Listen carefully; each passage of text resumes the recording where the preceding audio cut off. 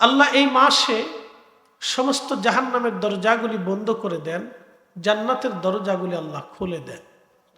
প্রিয় নবী আরো বললেন, সাহাবীরা, এই মাসে আমার কোন উম্মত যদি একটা নফল ইবাদত করে অন্য মাসে 70টা অন্য মাসের ফরজ ইবাদতের সমান নেকি আল্লাহ তার আমল নামায় লিখে দিবে।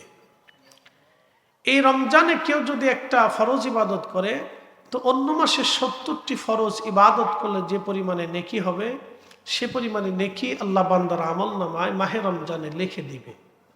একসাথে বলা যাবে না সুবহানাল্লাহ? এই মাহে রমজানটা অত্যন্ত বরকতময় মাস, খুবই ইম্পর্টেন্ট মাস। আর একটা হাদিসে আল্লাহ রাসূল করিম সাল্লাল্লাহু আলাইহি সাল্লাম এইভাবে আসছে যে নবীজি সাহাবায়ে কেরামকে নিয়ে মসজিদের ভিতর জমায়েত করলেন। জমায়েত করার পরে নবীজি মিম্বরে উঠলেন, আরোহণ করতে প্রথম সিঁড়িতে কদম রাখলেন। ঠিক তখন নবীজি বললেন আমিন। দ্বিতীয় সিঁড়িতে কদম মোবারক রাখার পরে নবীজি বললেন আমিন। তৃতীয় সিঁড়িতে নবীজি কদম রাখার পরে প্রিয় নবীজি আবার বললেন আমিন। তো সাহাবায়ে কেরাম 3বার কদম রাখলেন, 3বারে আমিন বলার পরে সাহাবায়ে কেরাম এই বিষয়টা অত্যন্ত জটিল লাগতেছিল, যে বিষয়টা তো আমরা বুঝলাম না নবীজি কেন বারবার আমিন বললেন। তো সমস্ত কর্মকাণ্ড শেষে সাহাবায়ে কেরাম জিজ্ঞেস করলেন, ইয়া রাসূলুল্লাহ, আপনি 3টা বার আমিন বললেন, কারণ কি? আল্লাহর নবী জবাব দিলেন, সাহাবীরা, প্রথম যখন মিম্বর শরীফ আমি কদম রাখলাম, যখন আমি আমিন বললাম, জিবরাইল আসলেন, এসে বললেন, ইয়া রাসূলুল্লাহ, আপনার উম্মতের মাঝে যে মাহে রমজান পাইল কিন্তু নিজের জীবনের গুনাহ মাফ করাই নিতে পারল না। মাহে রমজান পাইল কিন্তু নিজের জীবনের গুনাহ মাফ করাই নিতে পারল না, সে ধ্বংস হয়ে যাক। আমি নবীজি কবুল করে বললাম আমিন। একটু চিন্তা করবেন,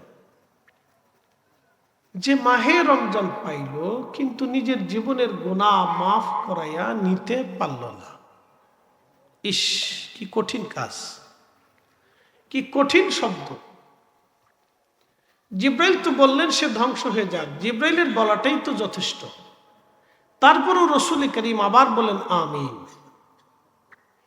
আমিন বলার পরে কাজটাকে আরো কঠিন করে হলো, দৃঢ় করা হলো।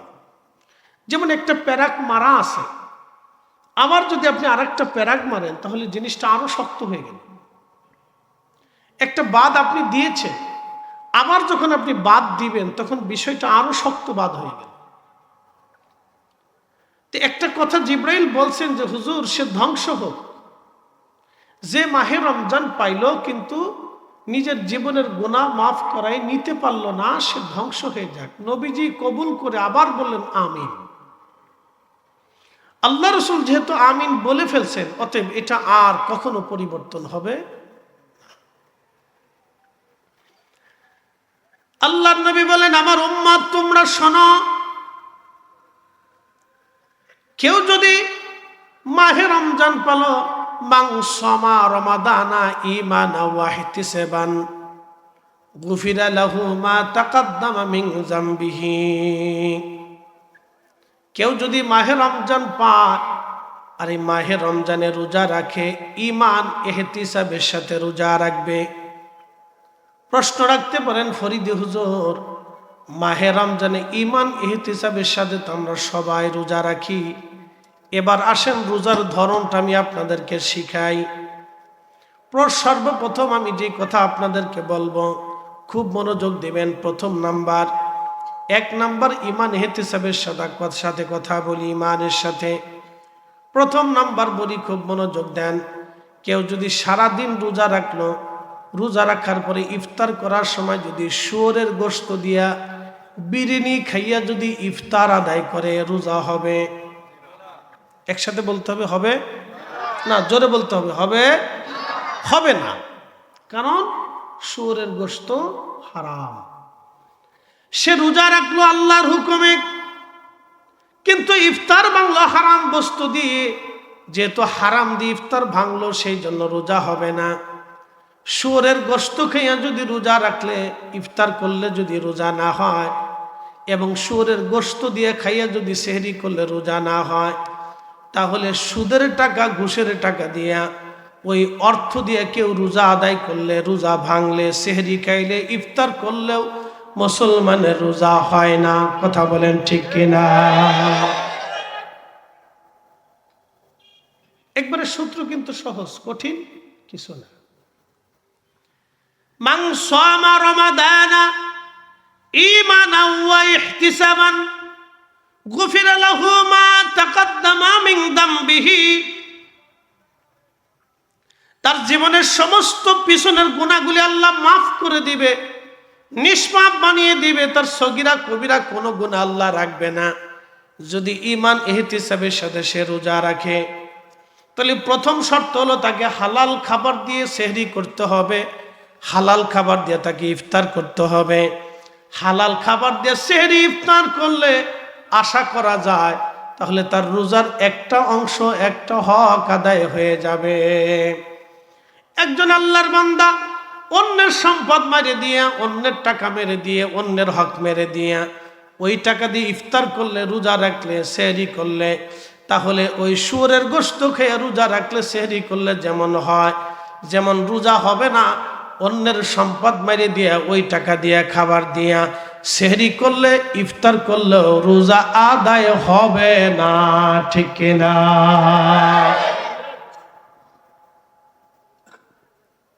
তাহলে ঈমান ও ইহতিসাবের সাথে রোজা তার হলো না। 2 নম্বর, প্রথমটা বলে দিলাম হালাল খাদ্য। একসাথে বলি কি খাবার? হালাল খাদ্য। তা আপনারা চেষ্টা করবেন, একেবারে সর্বাত্মক চেষ্টা, মানে চেষ্টা কি জীবনের সব দিয়ে চেষ্টা করবেন হালাল খাবার দিয়ে ইফতার করা, সেহরি করা। প্রিয় উপস্থিতি, মনোযোগ দিবেন। 2 নাম্বার গীবত।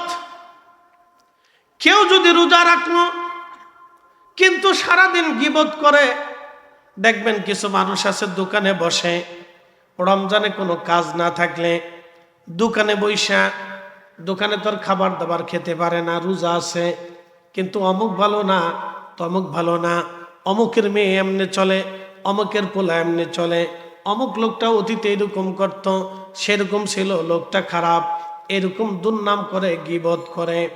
আল্লাহর নবী বলেন, ও আমার উম্মত, তোমরা শোনো, তোমরা কি তোমাদের মরা ভাইয়ের গোশত খাইতে পছন্দ করো? সাহাবায়ে কেরাম বলেন, না ইয়া রাসূলুল্লাহ, মৃত ভাইয়ের গোশত ভক্ষণ করা এটা কি করে পছন্দ হবে? এটা তো একবারে বান্দা গান্দা পচা নাপাকি কাজ। আল্লাহর নবী বললেন, তোমরা তোমার ভাইয়ের গীবত করবা না, শিকায়ত করবা না। যদি গীবত করো তাহলে শোনো, তুমি তোমার মৃত ভাইয়ের গোশত ভক্ষণ করলে। মাহে রমজানে কেউ যদি রোজা রেখা গীবত, তহমত, শিকায়ত করে, তার মানে বোঝা গেল তার রোজার হক আদায় হবে না, ঈমান ইহতিসাবের সাথে রোজা হবে না, কারণ সে তার মৃত ভাইয়ের গোশত ভক্ষণ করেছে রোজা রেখে। কথা কোন ঠিক কিনা? মাহে রমজানে কেউ যদি গীবত করে, শিকায়ত করে, তার রোজার হক আদায় হবে না। সে শুধু সারাদিন পানাহার না করে, খেয়ে না খেয়ে কষ্ট করবে, শুধু কোনো নেকি হবে না। ঈমান ওয়া ইহতিসাবান, শর্ত হলো পরিপূর্ণ ঈমানের সাথে, ইয়াকিনের সাথে, বিশ্বাসের সাথে। আমরা বিশ্বাস করি এক রব। জোরে বলেন কয় রব? এক আল্লাহ। জোরে বলেন কয় আল্লাহ? একসাথে বলেন কয় আল্লাহ? তামাম সৃষ্টি কার হুকুমে পরিচালিত হয়? আল্লাহর। এতে তো কোনো সন্দেহ নাই, আছে কি? তামাম সৃষ্টিটা আল্লাহর হুকুমে পরিচালিত হয়। এই যে রমজানের চাঁদ উঠছে, আল্লাহর হুকুমে চাঁদ উঠবে, আবার আল্লাহর হুকুমে চাঁদ চলে যাবে। সূর্য ডুবার পরে এখন সন্ধ্যা নেমে গেল, টাইম মতো সূর্য ডুবে চলে গেল। শুধু এই বছরে টাইম মতো ডুবে নাই, যতদিন পৃথিবীর বয়স হয়েছে ততদিন সূর্য টাইম মতো উঠলো, টাইম মতো ডুবলো। যতদিন পৃথিবী থাকবে আল্লাহর হুকুমে সূর্য টাইম মতো উঠবে, টাইম মতো ডুবে যাবে। ভাববেন না সূর্য চাঁদ আমাদের আইনে চলে, সূর্য চাঁদ আমাদের আইনে চলে না, সূর্য চাঁদ চলে আল্লাহর আইনে। আল্লাহর আইনে, আল্লাহর আইনে যেহেতু সমগ্র সৃষ্টি চলে, অতএব ঈমান ওয়া ইহতিসাবান, আমাদেরকে রোজা রাখতে হবে আল্লাহর পরিপূর্ণ মতো বিধান মোতাবেক, আইনে। কথা ঠিক আছে না? তাহলে রোজা আমরা কার আইনে রাখবো? আল্লাহর আইনে, আল্লাহর পরিপূর্ণ দেওয়া বিধান মোতাবেক আমরা রোজা আদায় করব। তো ঈমানাও ওয়া ইহতিসাবান গুফিরা লাহু মা তাকাদ্দামা মিন যামবিহি। তুমি যদি ঈমান ও ইহতিসাবের সাথে রোজা রাখো, তাহলে তোমার জীবনের সমস্ত গুনাহকে, পিছনের সব গুনাহকে আল্লাহ মিটিয়ে দিবে, একবারে শেষ করে দিবে। সালমান ফার্সি বলেন, আল্লাহর নবী মজলিসের মধ্যে বসে সাহাবায়ে কেরামকে নসিহত করতে যায়, বললেন, সাহাবীরা রে, তোমরা শোনো, মাহে রমজান শেষ হওয়ার আগে আমার আল্লাহ বান্দাকে একেবারে নিষ্পাপ বানিয়ে দিবে। যেমন সদ্য সন্তান পৃথিবীতে আসলে যেমন নিষ্পাপ থাকে, তার হাতের গুনাহ থাকে না, চোখের গুনাহ থাকে না, জবানের গুনাহ থাকে না, পায়ের গুনাহ থাকে না, অঙ্গ প্রত্যঙ্গের গুনাহ থাকে না, একেবারে সে নিষ্পাপ, তার কোনো গুনাহ নাই, তার কোনো খাতা নাই, তার কোনো ভুল নাই। মায়ের পেট থেকে দুনিয়াতে আসলো একেবারে একটা নিষ্পাপ বাচ্চা, জীবনে কোনো গুনাহ তার নাই, কোনো ত্রুটি নাই, কোনো বিচ্যুতি নাই। আল্লাহর নবী বললেন, ও আমার উম্মত, ঈমান ও ইহতিসাবের সাথে যদি তোমরা রোজা রাখো, আমার রব আমার আল্লাহ তোমাকে ওইরকম শব্দ ভূমিষ্ঠ একটা সন্তান যেমন দুনিয়াতে আসলে নিষ্পাপ হয়ে যায়, আমার আল্লাহ তোমাকে ওইভাবে নিষ্পাপ বানিয়ে দেবে। একবার আওয়াজ তুলে বলা যাবে কি আল্লাহু আকবার। আল্লাহুম্মা সাল্লি আলা। পানি চাইছিলাম, একটু গরম পানি, একটু গরম পানি না, শুধু গরম পানি। মাওলানা নবীর ইশকে জানো দিল ভাই, এ ভুবনে কাঁদে না, রোজ হাসরে ভাইজান তারা নবীজির দেখা পাবে না। আল্লাহুম্মা সাল্লি আলা। আহা মাশাআল্লাহ। মুহাম্মদ আলা আলি সাইয়্যিদিনা।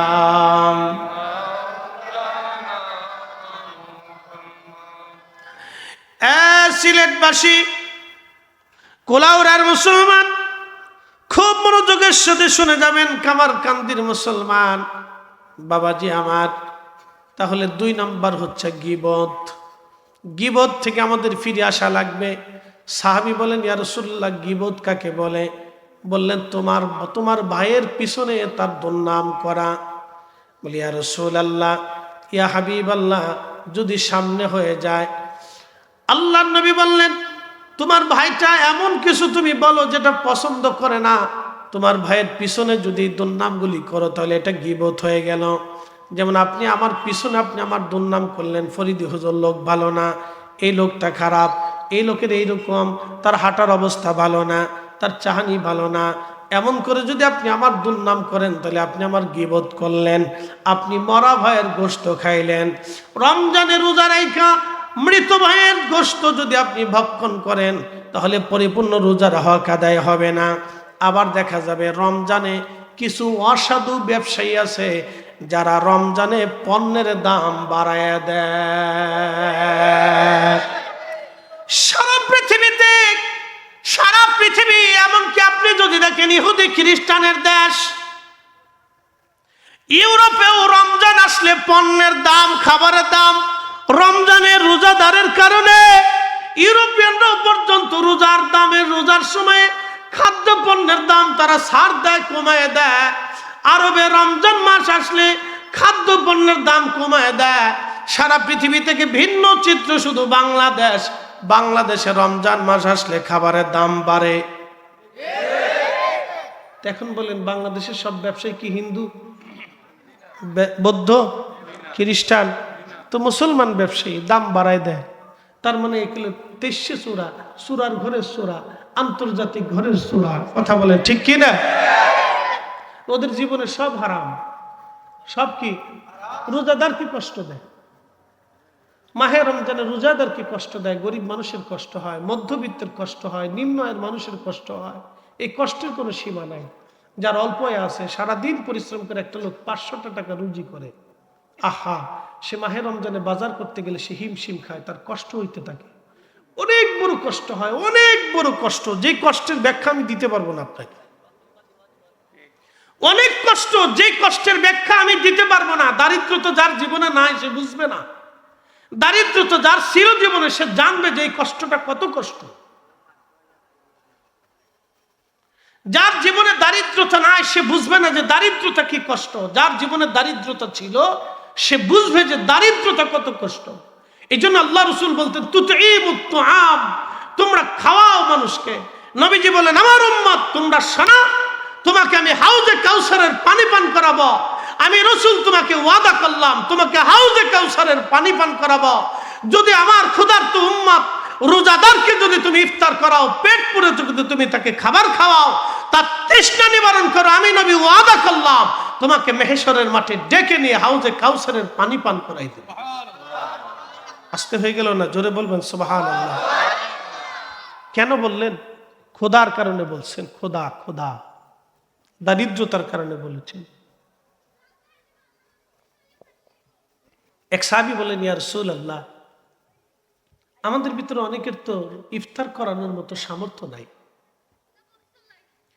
আল্লাহর নবী বললেন, সাহাবী, যদি পেট পড়ে খাওয়ানোর সামর্থ্য না থাকে, তোমার রোজাদার ভাইকে তুমি এক পেয়ালা দুধ দিয়ে ইফতার করাও। যদি তাও সামর্থ্য না থাকে তাহলে অন্তত একটা খেজুর দিয়ে ইফতার করাও। যদি তাও সামর্থ্য না থাকে তাহলে অন্তত এক পেয়ালা পানি দিয়ে হলেও তোমার ভাইকে ইফতার করাও। তারপরও আমার আল্লাহ তোমার আমলনামায় একটা রোজার নেকি লিখে দেবে। একজনকে যদি ইফতার করাও, আমার আল্লাহ একটা রোজার নেকি লিখে দেবে। এইভাবে যতজনকে ইফতার করাবা ততটা রোজার নেকি তোমার আমলনামায় লেখা হবে। একবার জোরে বলা যাবে কি সুবহানাল্লাহ? আপনাদের দেশে কি মসজিদে মসজিদে ইফতার হয়? হয়নি? বালা বালা বালা করবেন, দিবেন, ইফতার দিবেন, ভালো জিনিস ইফতার করাবেন। আপনি যেটা পছন্দ করেন ওইটাই আপনার ভাইয়ের জন্য নির্বাচন করবেন। আর যদি এলাকা ভিত্তিক ইফতার তো হয়, তারপর আমি আপনাদেরকে একটা পরামর্শ দিয়ে যাব। এলাকা ভিত্তিক যারা আপনাদের ইউনিয়নে বা এলাকায় যারা দরিদ্র শ্রেণী আছে, হয়তো একেবারে দরিদ্র গরিব শ্রেণী আছে, যাদের সামর্থ্য আছে, তাদের উচিত তাদের ঘরে রমজান মাসে খাবার পৌঁছাই দেওয়া। গোপনে দেন আর প্রকাশ্যে দেন। কথা ঠিক আছে না ভাই? তাতে এহসান হবে তাদের।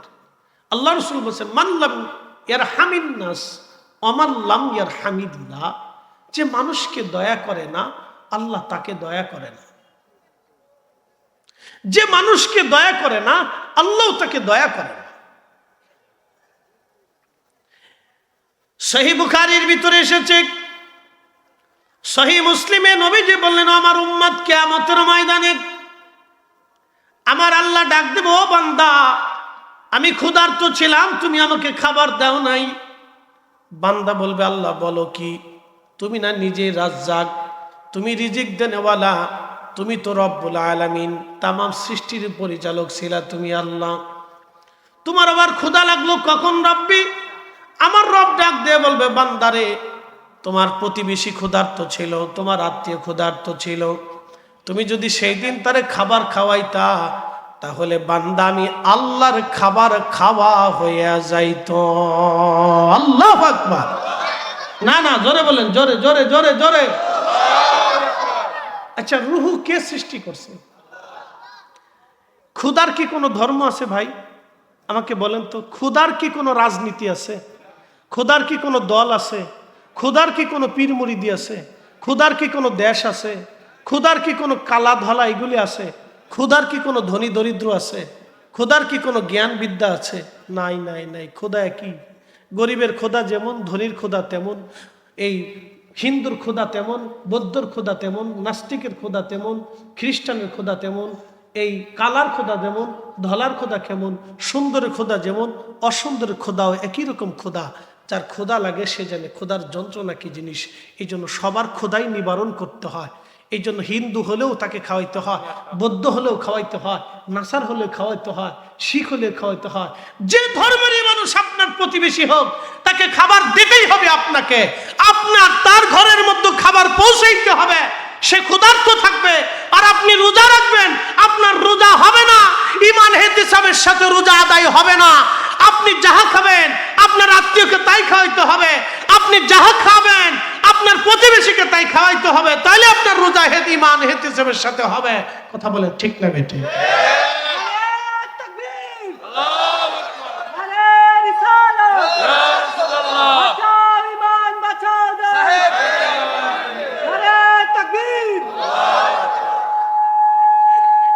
আচ্ছা একটু কমে, ঠিক আছে। আমাদের দেশের এখন ইফতার হলো রাজনৈতিক ইফতার। কি কথা কন না কেন? কি ইফতার হয়? রাজনৈতিক ইফতার। এই কথা বলে হুজুর আপনি কি কোনো রাজনীতি করি না, কিন্তু রাজনৈতিক ইফতার দেশে হয়। রাজনৈতিক ইফতার হয়, এগুলি আসলে মানুষ দেখানোর জন্য, রাজনৈতিক কর্মকাণ্ড গুছানোর জন্য রাজনৈতিক ইফতার। নাম দেশে ইফতার পার্টি। আচ্ছা ইফতার কি কোনোদিন পার্টি হয়? আর পার্টি কি কোনোদিন ইফতার হয়? দেখেন রাজনীতির ভিতরে ইফতার লয়ে গেছে, ইফতার পার্টি। পার্টি হবে কেন? আপনি পবিত্র ইফতার মাহফিল দেন। কি কথা ঠিক আছে না ভাই? ইফতার কি হবে? মাহফিল হবে। কারণ ইফতারের আগে কি হয়? দোয়া হয়, দোয়া কবুল হয়ে যায়। আর ইফতার করার পূর্ব মুহূর্তে আল্লাহ তারে মাফ করে দেয়। সুবহানাল্লাহ বলবেন না? ইফতার মাহফিল হওয়ার কথা, ইফতার পার্টি তো হওয়ার কথা না। পার্টি কেন হবে? পার্টি হলে ইফতার হয় কেন, আর ইফতার হলে পার্টি কেন হবে? এটা রাজনৈতিক ইফতার। রাজনৈতিক ইফতার আমরা মানি না। কথা বলেন ঠিক কিনা? আমরা ইফতার মাহফিল চাই। ইফতার মাহফিল, এই জন্য আমরা রাকাবির যারা ছিলেন আমাদেরকে ইফতার মাহফিল শিখিয়ে দিয়ে গেছে। কথা ঠিক কিনা? আগে আমাদের অঞ্চলে বাড়ি বাড়ি এলাকা ভিত্তিক ইফতার মাহফিল হতো, ইফতার দেওয়া হতো, বাড়িতে ইফতার করে দাওয়াত করা হতো। অমুকের বাড়ি ইফতার হবে, ইফতারিতে বাড়িতে নিয়ে মিলাদ মাহফিল হইতো, দোয়া খায় রইতো। বেদাতের ফতোয়া দিয়ে এক শ্রেণীর আলেমরা বন্ধ করে দিছে। ওই বেদাতের ফতোয়ার গোষ্ঠী গিলাই, কথা কন না কেন? ওই বেদাতের ফতোয়ার গোষ্ঠী কিলাই, ওর 14 গোষ্ঠীর গোষ্ঠী কিলাই, বেদাতের ফতোয়ার গোষ্ঠী কিলাই ঘরে ঘরে বাড়ি বাড়ি ইফতার মাহফিল দিয়া মুসলমানদেরকে দাওয়াত করে ইফতার করে খাওয়াইতে হবে, দোয়া করাইতে হবে, মরহুম মরহুমাদের জন্য ইসালে সওয়াব করাইতে হবে। কথা বলেন ঠিক কিনা?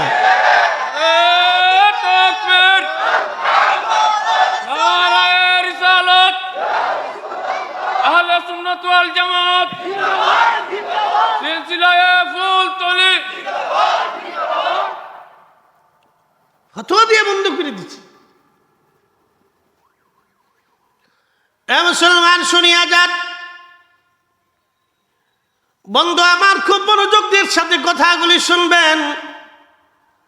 প্রিয় নবীজি বললেন কিয়ামতের ময়দানে আমার রব বলবে, বান্দা আমি তৃষ্ণার্ত ছিলাম, তুমি আমাকে খাবার খাওয়া নাই, পানি দাও নাই, তৃষ্ণা মিটাও নাই। সাহাবে কেরাম বললেন, আল্লাহর বান্দা বলবে, ইয়া রাব্বি, বলেন কি আপনি তো নিজেই রিজিক দেনেওয়ালা, তৃষ্ণা মিটানেওয়ালা। আল্লাহ বলবেন, এ বান্দা তোমার প্রতিবেশী তৃষ্ণার্ত ছিল, তুমি তার তৃষ্ণা যদি মিটাইতা, তখন আরবের তো পানির খুব সংকট ছিল। এটা আরবের মাসালা, সে যেটাই হোক, যেই দেশেরই হোক। যদিও আরবের সিচুয়েশনটা ভিন্ন, পানির খুব সংকট ছিল, এই জন্য পানির কথা এসেছে হাদিসে। সে যেটাই হোক, আপনি আপনার ভাইয়ের তৃষ্ণা যদি নিবারণ করেন, পানি যদি পান করান এবং খাওয়ান, আল্লাহর নবী বলতেছেন, ও আমার উম্মত তোমরা শোনো, তাহলে কিয়ামতের ময়দানে আল্লাহ বলবেন, ও আমার বান্দা তুমি যদি তোমার প্রতিবেশীর তৃষ্ণা মিটাইতা, তাহলে আমি রব্বে কারিমের তৃষ্ণা মিটানো হয়ে যাইতো। একবার জোরে বলা যাবে কি মারহাবা? আল্লাহর নবীর কাছে এক সাহাবী এসে বলেন, ইয়া রাসূলুল্লাহ, ইসলামি খায়রুন, ইসলামের মধ্যে উত্তম কাজ কি?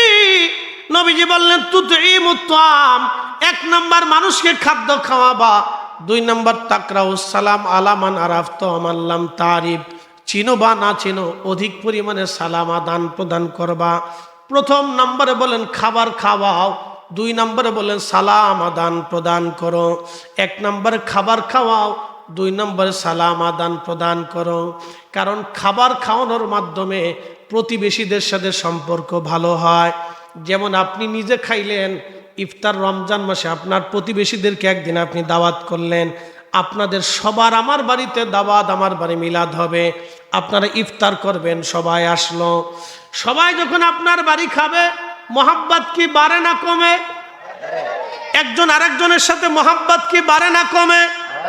আপনার উসিলায় 10 জন এক জায়গা বসলো, আমরা শুধু দোয়ার সময় যিনি বাড়িতে মিলাদের ইন্তজাম করলেন তার জন্য দোয়া হয় না, দোয়া কিন্তু গ্রামের সবার জন্য হয়।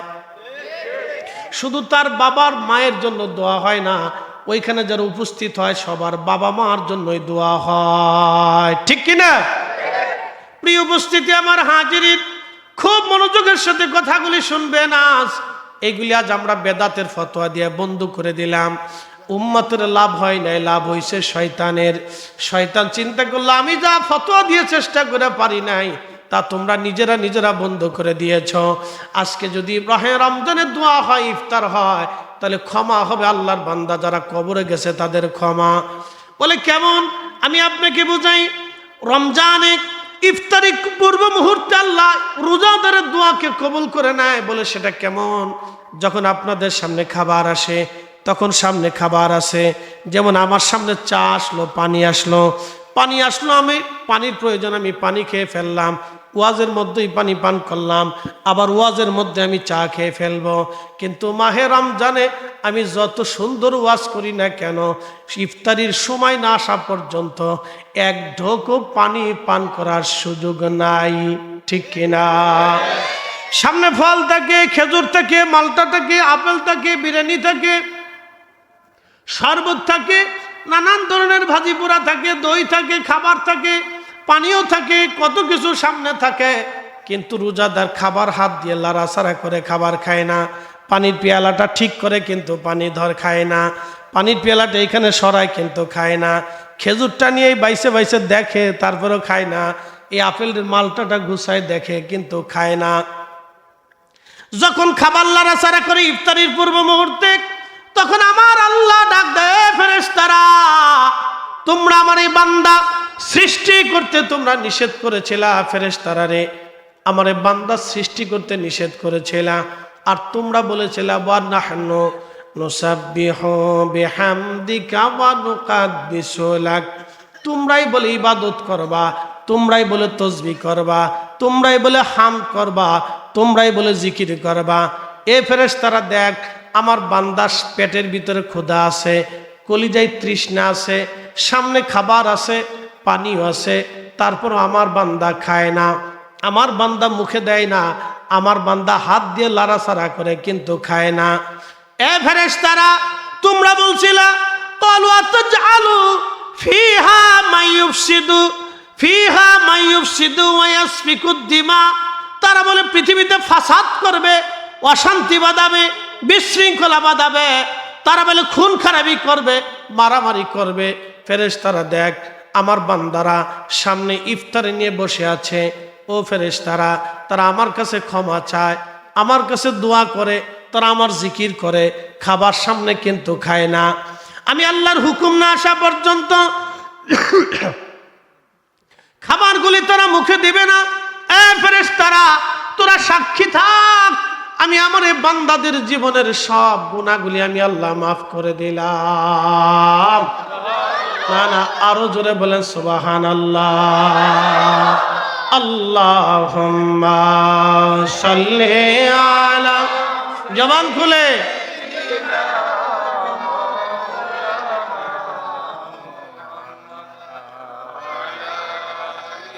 মাইকম্যান, ভিতরেটা একটু বাড়াই দাও হালকা। আল্লাহুম্মা সাল্লি আলা সাইয়্যিদিনা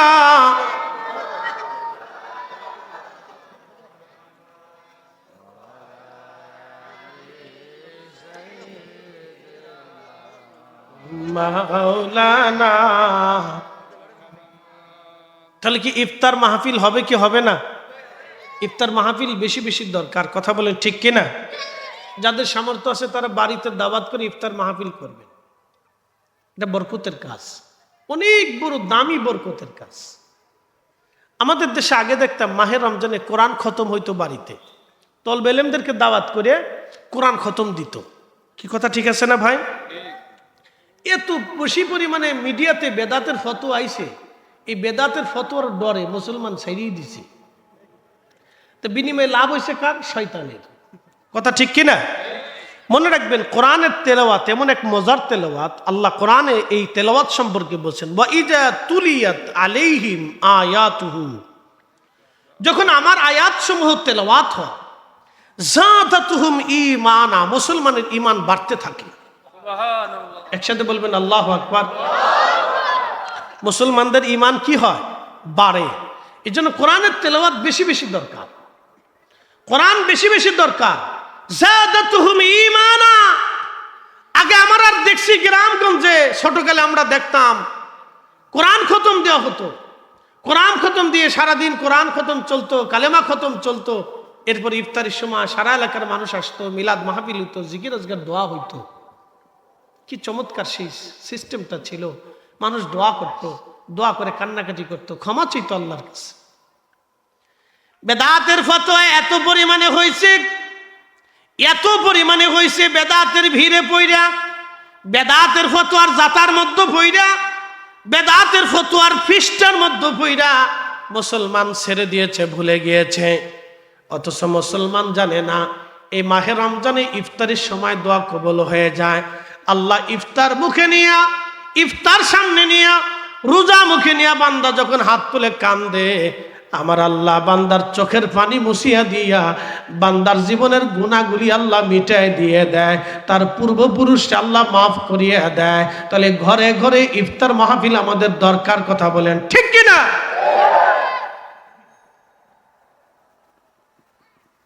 কিছু কইতেন? আচ্ছা,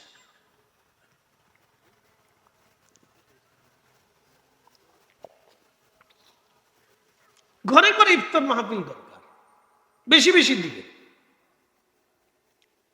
এখন তো এগুলি দেয় না। আমাদের দেশে ধরেন এই বছরে সারা বাংলাদেশে ধনী আছে কত? কয় লক্ষ ধনী হবে বলেন তো? 50 লক্ষ ধনী হবে না? 50 লক্ষ ধনী। আমাদের সারা বাংলাদেশে গ্রাম আছে কয়টা? 68,000। আমি 50 লক্ষ ধনী ধরবো না, বাংলাদেশে 68,000 ধনী যদি বলে যে আমরা 68,000 গ্রামে গরিব মানুষের ভিতরে মাহে রমজানে খাবার পৌঁছাবো, তাহলে অন্তত আমাদের 68,000 গ্রামে গরিব যারা আছে মাহে রমজানে কারো কষ্ট করতে হয় না। কথা ঠিক আছে না ভাই? বহু ধনী আছে মাহে রমজানে উমরা করার জন্য যাবে, কিন্তু প্রতিবেশী আত্মীয় স্বজনদের খাবার দেবে না, ইফতার দেবে না, খোঁজখবর নেবে না, কিন্তু মক্কায় গেছে, মদিনায় গেছে আল্লাহ পাওয়ার জন্য। কিন্তু রসুল কি বলল? যে আমার রোজাদারের তৃষ্ণা যদি তুমি মিটাও, আমার উম্মত রোজাদারের ক্ষুধা যদি তুমি মিটাও, ও উম্মত তুমি শোনো, কিয়ামতের ময়দানে আমি তোমাকে হাউজে কাউসারের পানি পান করিয়া তোমার তৃষ্ণা মিটাই দেব। আস্তে হয়ে গেল না? জোরে বলেন সুবহানাল্লাহ। যেই দিন এক পেয়ালা পানি পান করলে তুমি বেহেশত যাওয়ার আগ পর্যন্ত আর তোমার তৃষ্ণার কথা মনে থাকবে না। একসাথে বলবেন আল্লাহু আকবার। তাহলে রোজাদারকে ইফতার করানোর প্রয়োজন আছে কিনা? বেশি বেশি করা। প্রিয় উপস্থিতি হাজিরিন, আমরা এই সুন্নাতগুলি ভুলে গেলাম, আল্লাহ নবীর আদর্শ ভুলে গেলাম। আজ আমরা ছেড়ে দিয়েছি, আজ আমরা আদর্শ ভুলে গেলাম। না না, এগুলি চালাইতে হবে। এটা অত্যন্ত উত্তম কাজ। তো ইমুত্তাম, মানুষকে খাওয়াও, মানুষকে খাওয়াও। সাইয়েদুনা ইব্রাহিম আলাইহিস সালাম একদিন, প্রত্যেক দিন তিনি মেহমান ছাড়া কখনো খাবার খেতেন না। হযরত ইব্রাহিম আলাইহিস সালাম একদিন মেহমানের জন্য বসে আছেন, ইফতার করবেন। উনি রোজা রাখতেন। তো রোজার সময়, ইফতার করার সময় উনি আরেকজনকে ডেকে এনে একসাথে ইফতার করাইতেন। ওনার আদত ছিল উনি মেহমান নিয়ে খাবার খাইতেন, মেহমান ছাড়া কখনো খাবার খেতেন না। তো একদিন দাঁড়িয়ে আছেন, কোন মেহমান পাওয়া যায়। তারা রাস্তার সামনে দাঁড়ায় থাকতেন, মেহমান কাকে পাওয়া যায় ডেকে এনে খাওয়াবেন। চিন্তা করেন তাদের আদত কেমন ছিল। সাইয়েদুনা ইব্রাহিম আলাইহিস সালাম দাওয়াত করেন, রাস্তায় দাঁড়ায় থাকতেন কোনো মেহমান আসে কিনা। অপরিচিত মেহমান আনলে ডেকে এনে তিনি খাবার খাওয়াইতেন বাড়িতে, এটা ছিল ওনার আদত। ইব্রাহিম আলাইহিস সালাম, সাইয়েদুনা ইব্রাহিম আলাইহিস সালাম একদিন দাঁড়িয়ে আছেন, কোনো মেহমান উনি খুঁজে পান না। ঠিক ইফতারের সময় এসে যায়, এমন সময় একজন মেহমান পাইলেন। মেহমানকে ডেকে নিয়ে চলে আসলেন, ইফতার নিয়ে বসে গেলেন। ইব্রাহিম আলাইহিস সালাম খাবার শুরু করবেন। ইফতারের সময় হয়ে গেল, সূর্য ডুবে গেল। আল্লাহর খলিল বিসমিল্লাহ বলে রুটি মুখে নিয়ে খাবার শুরু করলেন, কিন্তু মেহমান বিসমিল্লাহ বললেন না, বিসমিল্লাহ ছাড়া খাওয়া শুরু করলেন। ইব্রাহিম আলাইহিস সালাম হাত চাপ দিয়ে ধরলেন, হাত চাপ দিয়ে ধরে বলেন, ও আল্লাহর বান্দা, তুমি খাওয়ার শুরুর আগে বিসমিল্লাহ কেন বলো নাই? বলে, আমি বিসমিল্লাহ মানি না, আমি বিসমিল্লাহ মানি না। সে অন্য ধর্মের পৌত্তলিক। বলে, ইব্রাহিম আমি বিসমিল্লাহ মানি না। তো ইব্রাহিম বললেন, যেহেতু মানো না, তা তোমাকে খাবার দেবো না, তুমি চলে যাও। ইব্রাহিম আলাইহিস সালাম মেহমানকে বিদায় করে দিলেন। আমার রব, আমার আল্লাহ বললেন, ইব্রাহিম তুমি মেহমান কেন বিদায় করলা? বলি, ইয়া রব্বি, সে তো বিসমিল্লাহ মানে না। আল্লাহ ডাক দিলেন, ইব্রাহিম তার এই বৃদ্ধকাল পর্যন্ত একবারও সে আমি আল্লাহকে আল্লাহ বলে ডাক দেয় নাই, কিন্তু তার পানীয়, তার খাবার, তার ক্ষুধাকে নিবারণ করেছে বলে আল্লাহ তুমি করেছো। বলে, আমাকে সে তার বৃদ্ধকাল পর্যন্ত একবারও আল্লাহকে আল্লাহ বলে ডাক দেয় নাই। আমাকে একবারও সে আল্লাহ, আমি আল্লাহকে আল্লাহ বলে একবারও ডাক দেয় নাই। তারপরও আমি তার ক্ষুধার প্রয়োজন নিবারণ করেছি, তার পানীয় দিয়েছি, তার নিঃশ্বাস দিয়েছি, বৃষ্টি দিয়েছি, আমি আল্লাহ সূর্যের আলো দিয়েছি। তার জীবনের সব কিছু যদি আমি আল্লাহ সব দিতে পারি, তাহলে ইব্রাহিম তুমি কেন একবেলা তারে খাওয়াইতে পারবা না?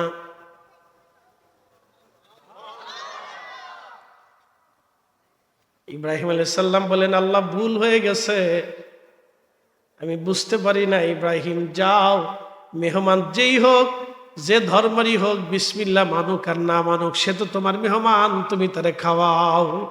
একবার জোরে বলা যাবে কি মারহাবা? তেলের গাড়ি তেলে চলে,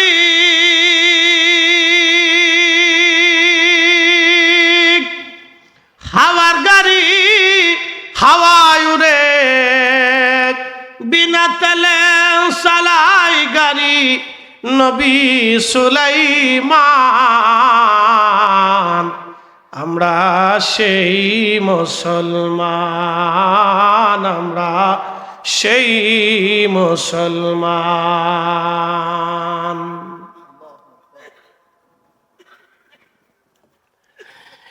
কুলাউড়াবাসী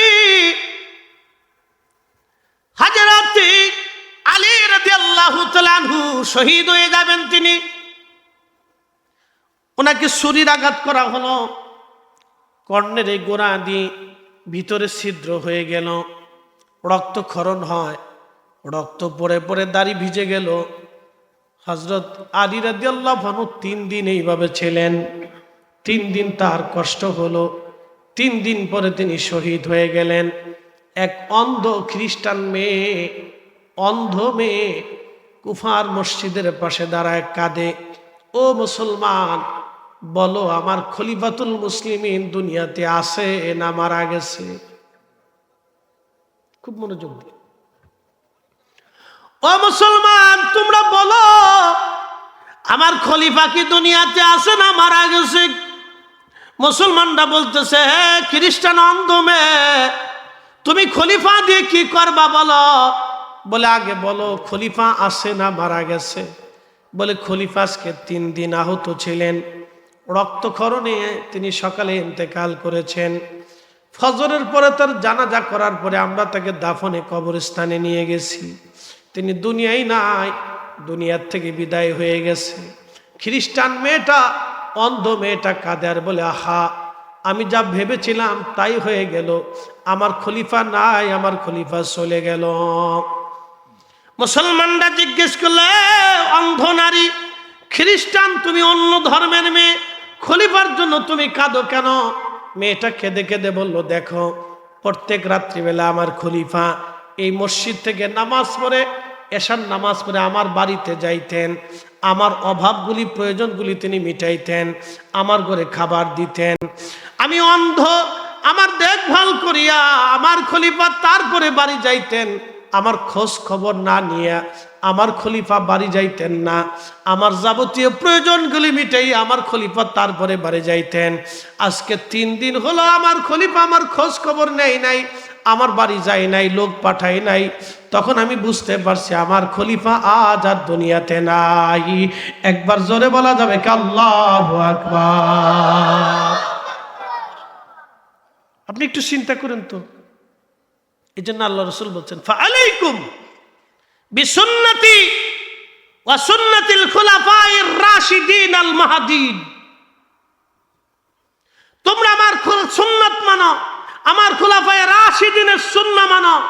হযরত আলী নিজে জান্নাতি, তার স্ত্রী জান্নাতের নারীদের সর্দারিনী, তার 2টা বেটা জান্নাতের যুবকদের সর্দার, তার শ্বশুর তামাম মুলকের মালিকের মেহবুব, তার শাশুড়ি জান্নাতি,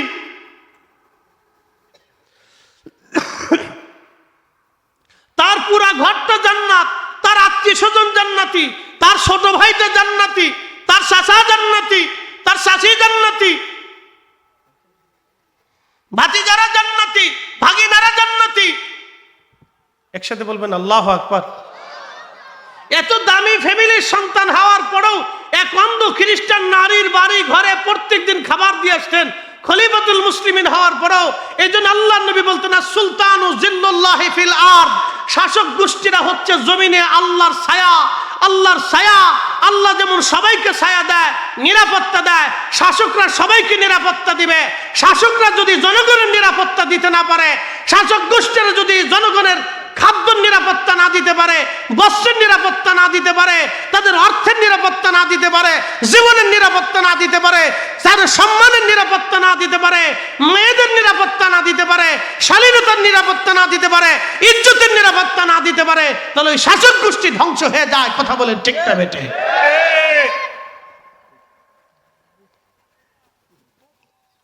এই শাসক গোষ্ঠী কোথায় পাবেন আপনি? এই শাসক গোষ্ঠী শাহজালালি, আমিনী, 360 আউলিয়া, শাহপরান, শাহ মখদুম, খাজা বাবা আজমেরি, এদের জমানায় ছিল। অপ্রিয় মুসলমান, খুব মনোযোগ দিবেন। প্রিয় হাজিরিন, কি করে আমি আপনাদেরকে বুঝাবো? কোন ভাষায় বুঝলে যে আপনারা বুঝবেন, কিভাবে বললে যে আপনারা বুঝবেন? বলার তো ভাষা নাই। দিন দুপুরে মানুষ এখন খুন হয়ে যায়, কি কথা বলেন না কেন? অত্যন্ত কঠিন ভয়াবহ পরিস্থিতি, দিন দুপুরে ডাকাতি হয়। এরকম যদি পরিস্থিতি চলতে থাকে, আগামীর দিনগুলি আমাদের জন্য আরো অসহনীয় হয়ে যাবে। কথা বলেন ঠিক কিনা? এই জন্য বন্ধু, সহনশীল হতে হবে, দয়া আমাদের ভিতরে আনতে হবে। দয়া, দয়া। নবীজি বললেন, আমার উম্মত তোমরা দয়া করো, মানুষকে এহসান করো, দয়া করো, দয়া করো। তোমরা প্রতিবেশীর ক্ষুধার্ত নিবারণ করো, যারা দুর্বল আছে তাদের ঘরে খাবার পৌঁছাও, যারা দুর্বল আছে তাদের ঘরে খাবার পৌঁছাও। আমার দেশে এই যে বললাম আপনাদেরকে একটা পরিসংখ্যান, লক্ষ লক্ষ ধনী আছে। যদি 68,000 ধনী, 68,000 ধনকুবের মালিক যদি তারা চিন্তা করে যে আমরা আমাদের অর্থ থেকে শুধু বাংলাদেশের 68,000 গরিব গ্রামে যত গরিব মানুষ আছে, অসহায় আছে, মধ্যবিত্ত দুস্থ আছে, যাদের রমজানে খুব কষ্ট হয়, আমরা তাদের জন্য খাবার বরাদ্দ করব, ইফতার বরাদ্দ করব। যদি সহনশীল খাবার ইফতার তাদের ঘরে পৌঁছায়, তাহলে অন্তত আমার এই রমজান মাসটাও আমাদের দেশের দরিদ্র মানুষের একটু ভালো কাটে। কথা বলে ঠিক কিনা? কিন্তু দেয় না, দেয় না। কি দেয়?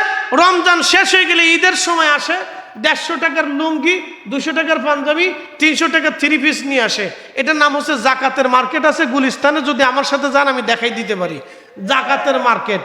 এই 150 টাকার লুঙ্গি এনে দিয়ে দেয়, মাসখানিক পরার পরে এই লুঙ্গি পেশাব করতে বসে নিজ দিয়ে ফাইডে সিরিয়ে চলে গেছে। কথা ঠিক আছে না ভাই? এটা কি জাকাত না বাহানা? একসাথে বলেন, এটা কি জাকাত না বাহানা? বাহানা। আমার তো সিরা লুঙ্গির দরকার না, আমার পেটে খাবার দরকার। কথা ঠিক আছে না ভাই?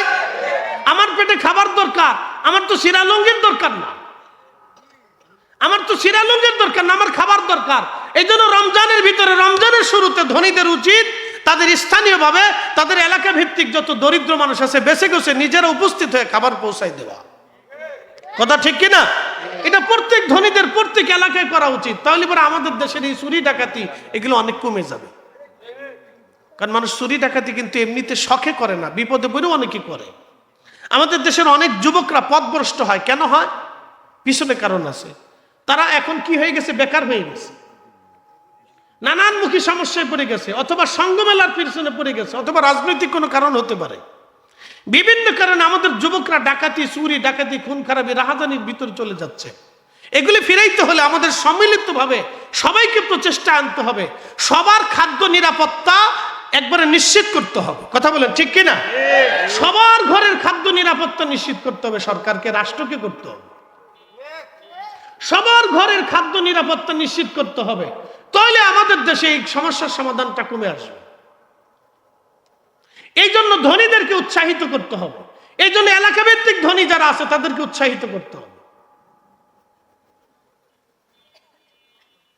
এই জন্য আল্লাহ রসুল যাকাতের প্রথা করেছিলেন, সৎকার প্রথা করেছিলেন।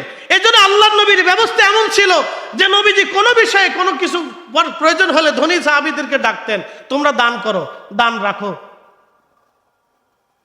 দান জমা করত। জমা করার পরে আল্লাহ নবী সব গরিব সাহাবীদের মধ্যে এটা বেটে বেটে দিতেন। একসাথে বলবেন আল্লাহু আকবার। ফুলতুলি সাহেব কেবলা রহমতুল্লাহ বড় আওলাদ মুফতি সাহেব হুজুর, তিনি এই কাজগুলি করে থাকেন। কি কথা বলেন না কেন? বলেন, তিনি এই কাজ করে থাকেন। আল্লাহু আকবার বলেন না, না জোরে বলেন আল্লাহু আকবার। এই কাজগুলি উনি করে থাকেন। আল্লাহ ওনার হায়াতে আরো বরকত দান করুক। বলেন আমিন। এগুলির দরকার সবার, শুধু ওনার না, বাংলাদেশের সব পীর মাশায়েখদের এটার প্রয়োজন ছিল। কি কথা ঠিক আছে না ভাই? সব পীর মাশায়েখ, সব রাজনৈতিক দলের এটার দরকার ছিল। নির্বাচনের সময় এসে 3 বছর 10 বছর দেখা হয় না, শাশিরে ধরে ধরে, শাশি তুমি আমার মার মতো, শাশি শাশিরে ধরে ধরে, শাশি তুমি আমার মার মতো, শাশি তোমার দেখতে আমার মার মতোই দেখা যায়। শাশি এই যে 1000 টাকা দিলাম কিছু কিনে কেটে খেয়ে। 10 বছর পরে এসে 10 বছরের ভিতর শাশির আর খবর নাই। কি কথা কর না কেন? 10 বছরের ভিতরে শাশির খবর নাই। 10 বছরের ভিতরে শাশির খবর নাই। প্রত্যেক রাজনৈতিক দলের ব্যক্তিদের উচিত ছিল নিজেরা মাথায় করে নিয়ে বাড়ি বাড়ি খাবার পৌঁছায় দেওয়া। দল থাকুক আর না থাকুক, রাজনীতি হোক বা না হোক, যার অর্থ আছে, ধনী আছে, তার উচিত ঘরে খাবার পৌঁছানো। গরিব মানুষের বাড়ি খাবার পৌঁছাইলে আমার দেশে চুরি ডাকাতি এগুলি, এই রাহাজানি এগুলি হয়ে হবে না, এগুলি কমে যাবে। কথা বলেন ঠিক কিনা? কিন্তু তা দিবে না কেউ, তা দিবে না। নামাজ হয়ে গেছে রাজনৈতিক নামাজ। বলে হুজুর এটা আবার কেমন? নির্বাচন আসার আগে টুপি একটা মাথায় দেয়, বাপরে বাপ, পেশাব করে পানি লোক আর লোক মসজিদে ঢুকে ঠিকই নামাজ পড়ে। অজু থাক আর না থাক, মসজিদে ঢুকে ঠিকই নামাজ পড়ে। বাপরে বাপ, দেখে আমি খুব নামাজি। শয়তানে হাসে আর কয়, বাপরে বাপ, তুই এই সামান্য একটু ভোটের লেগে কি সিটারি শুরু করছিস? তুই তো আমার সাথে বড় সিটার। কি কথা কর না কে? ঠিক আছে না ভাই? শয়তানে চিন্তা করে যে আমার সাথে বড় সিটার। আমি 9 লক্ষ বছর ইবাদত করছি কিন্তু সিটারি করি না। শয়তান কিন্তু 9 লক্ষ বছর ইবাদত করছে বা 7 লক্ষ বছর ইবাদত করছে, সিটারি কিন্তু করে না। সিটারি না করার কারণে কিন্তু আল্লাহ তোরে মুআল্লিমুল মালায়েকা বানাইছে। কথা ঠিক আছে না? সিটারি তো পরে এসে করলো, ঠিক আছে না? সিটারি তো শেষে এসে করলো, কিন্তু বাকি 7 লক্ষ বছরে কিন্তু সিটারি করে নাই। শয়তানে চিন্তা করে, বাপরে বাপ, তোরা 60 বছরের জিন্দিগি ভাই কত বড় সিটার হয়েছিস। চিন্তা করেন তো, যে কাজ আমাদের করার দরকার আমরা সেটা আঞ্জাম দিতে পারতেছি না তো। আল্লাহু আকবার, আল্লাহু আকবার। আল্লাহ কবুল করুক। সকলে বলে না আমিন। অনেকে খালি মঞ্চ পেয়ে ফটর ফটর করবো, চিল্লা ফাল্লা করবো, কিন্তু কাজের বেলায় নেই। ওদের কাজ আঞ্জাম দিতে হবে। এই জন্য আমাদের খাদ্য নিশ্চিত করতে হবে, আমাদের প্রতিবেশীদের খাদ্য নিশ্চিত করতে হবে, আমাদের আত্মীয় স্বজনদের খাদ্য নিশ্চিত করতে হবে। কিছু না কিছু তাদেরকে দিয়ে সাহায্য করতে হবে। যাদের দারিদ্রতা আছে তাদের ঘরে খাবার পৌঁছাই দিয়ে আসতে হবে, প্রকাশ্যে না দেন।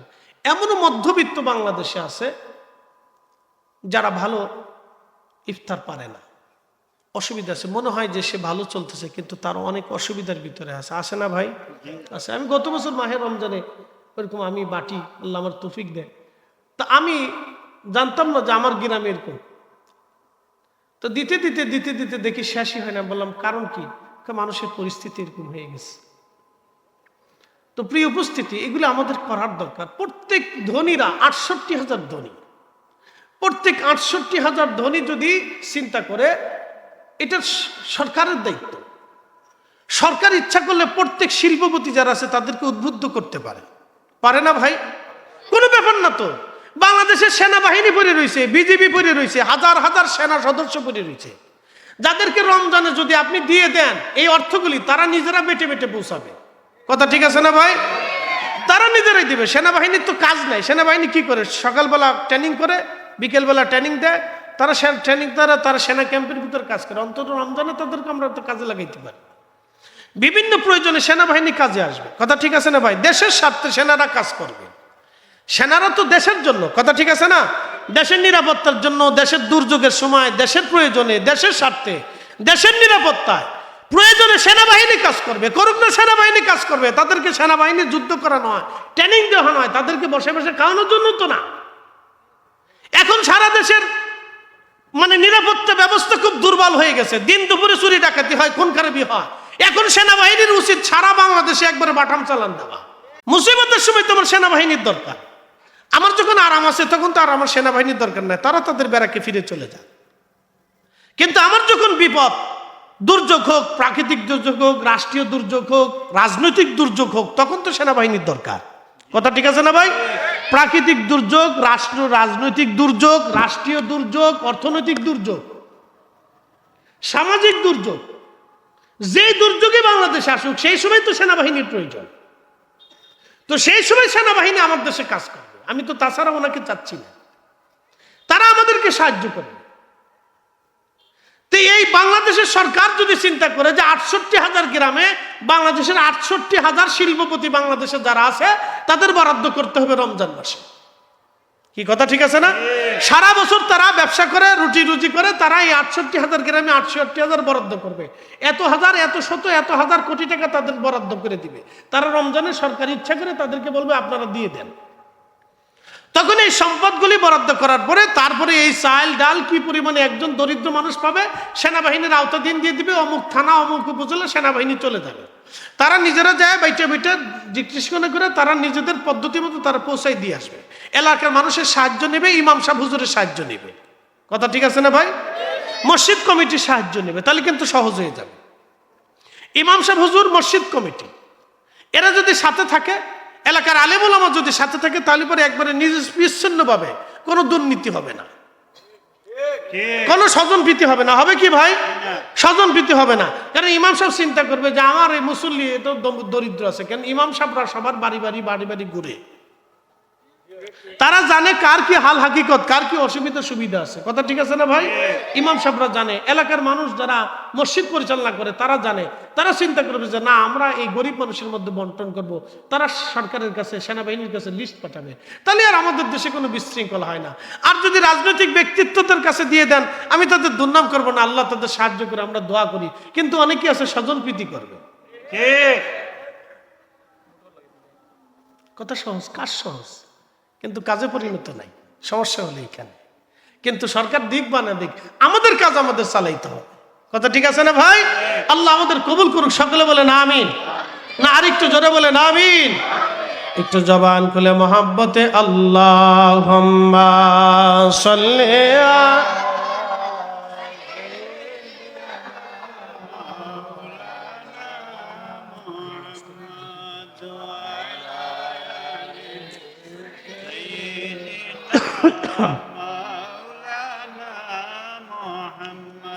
Allahumma salli ala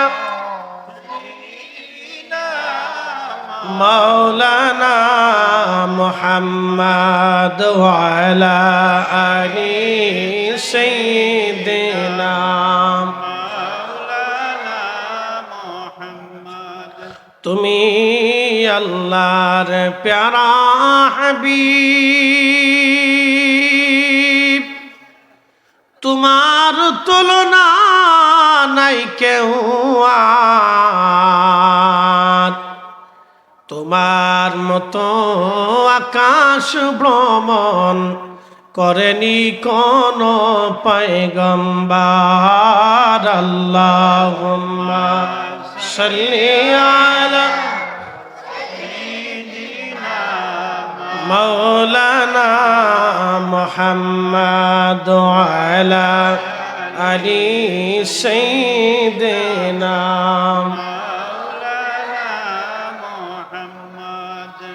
প্রিয় উপস্থিতি, ঈমান ইহতিসাবের সাথে যারা রোজা রাখবে, আল্লাহর নবী বললেন তাদের জীবনের গুনাহগুলি আল্লাহ মাফ করে দিবে।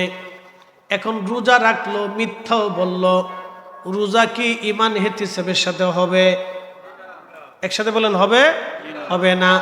রোজা রাখলো আবার মিথ্যা বলল, রোজা রাখলো ফায়সা কথা বলল, রোজা রাখলো গালিগালাজ করলো, রোজা রাখলো মানুষকে ধোঁকা দিল, এমন রোজা ঈমান ইহতিসাবের সাথে হবে না। অতএব এই রোজা শুধুমাত্র না খেয়ে থাকবে, কোনো কাজে লাগবে না। এই জন্য আল্লাহর নবী বলেন, আমার উম্মত রমজানের রোজা পাইলো কিন্তু নিজের জীবনের গুনাহ মাফ করাই নিতে পারলো না, সে ধ্বংস হয়ে যাক, সে ধ্বংস হয়ে যাক।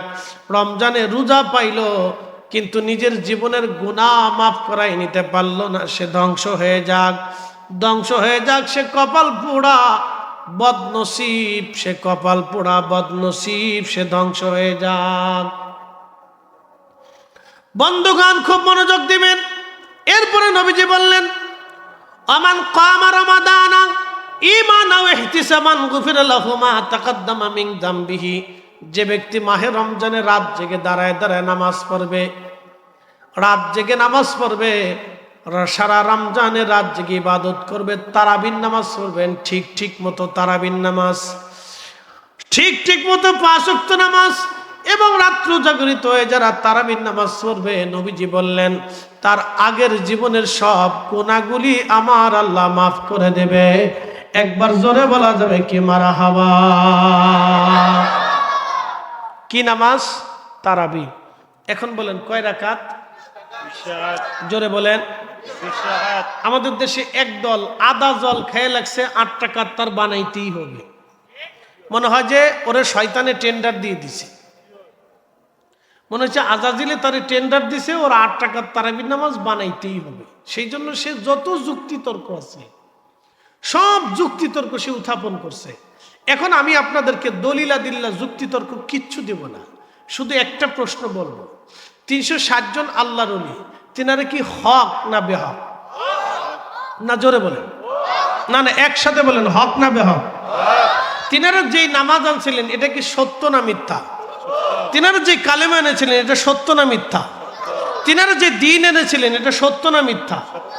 তো তিনারা যদি 8 টাকার তারাবির নামাজ যদি সত্যই 8 টাকা হতো, তাহলে 360 জন আল্লাহর ওলি এই জমিনে 8 টাকার তারাবির নামাজ বাস্তবায়ন করে প্রতিষ্ঠিত করে রেখে যাইত। যেহেতু ওনারা 20 টাকার তারাবির নামাজ এই জমিনে প্রতিষ্ঠিত করছে, অতএব আমরাও জানি তারাবির নামাজ 20 টাকাত, এটাই চূড়ান্ত। এর নিচে পড়লে ঈমান ইহতিসাবের সাথে তারাবির নামাজ আদায় হবে না। যদি কেউ 8 টাকার তারাবি পড়ে, তাহলে ঈমান ইহতিসাবের সাথে তারাবির নামাজের হক আদায় হবে না। জোরে বলেন আদায় হবে না। জোরে বলেন আদায় হবে না।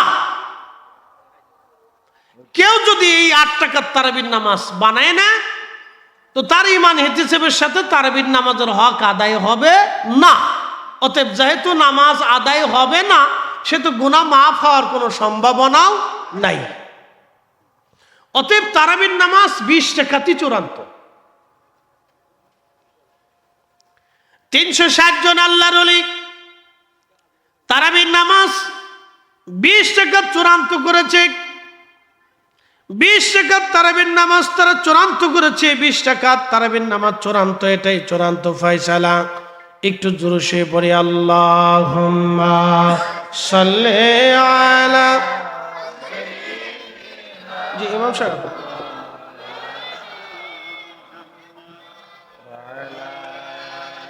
খালি নাই কেন? কোনটা খালি নাই? কোন এলাকা? আল্লাহুম্মা সাল্লি আলা। আচ্ছা, তো কালকে কথা বললাম তো।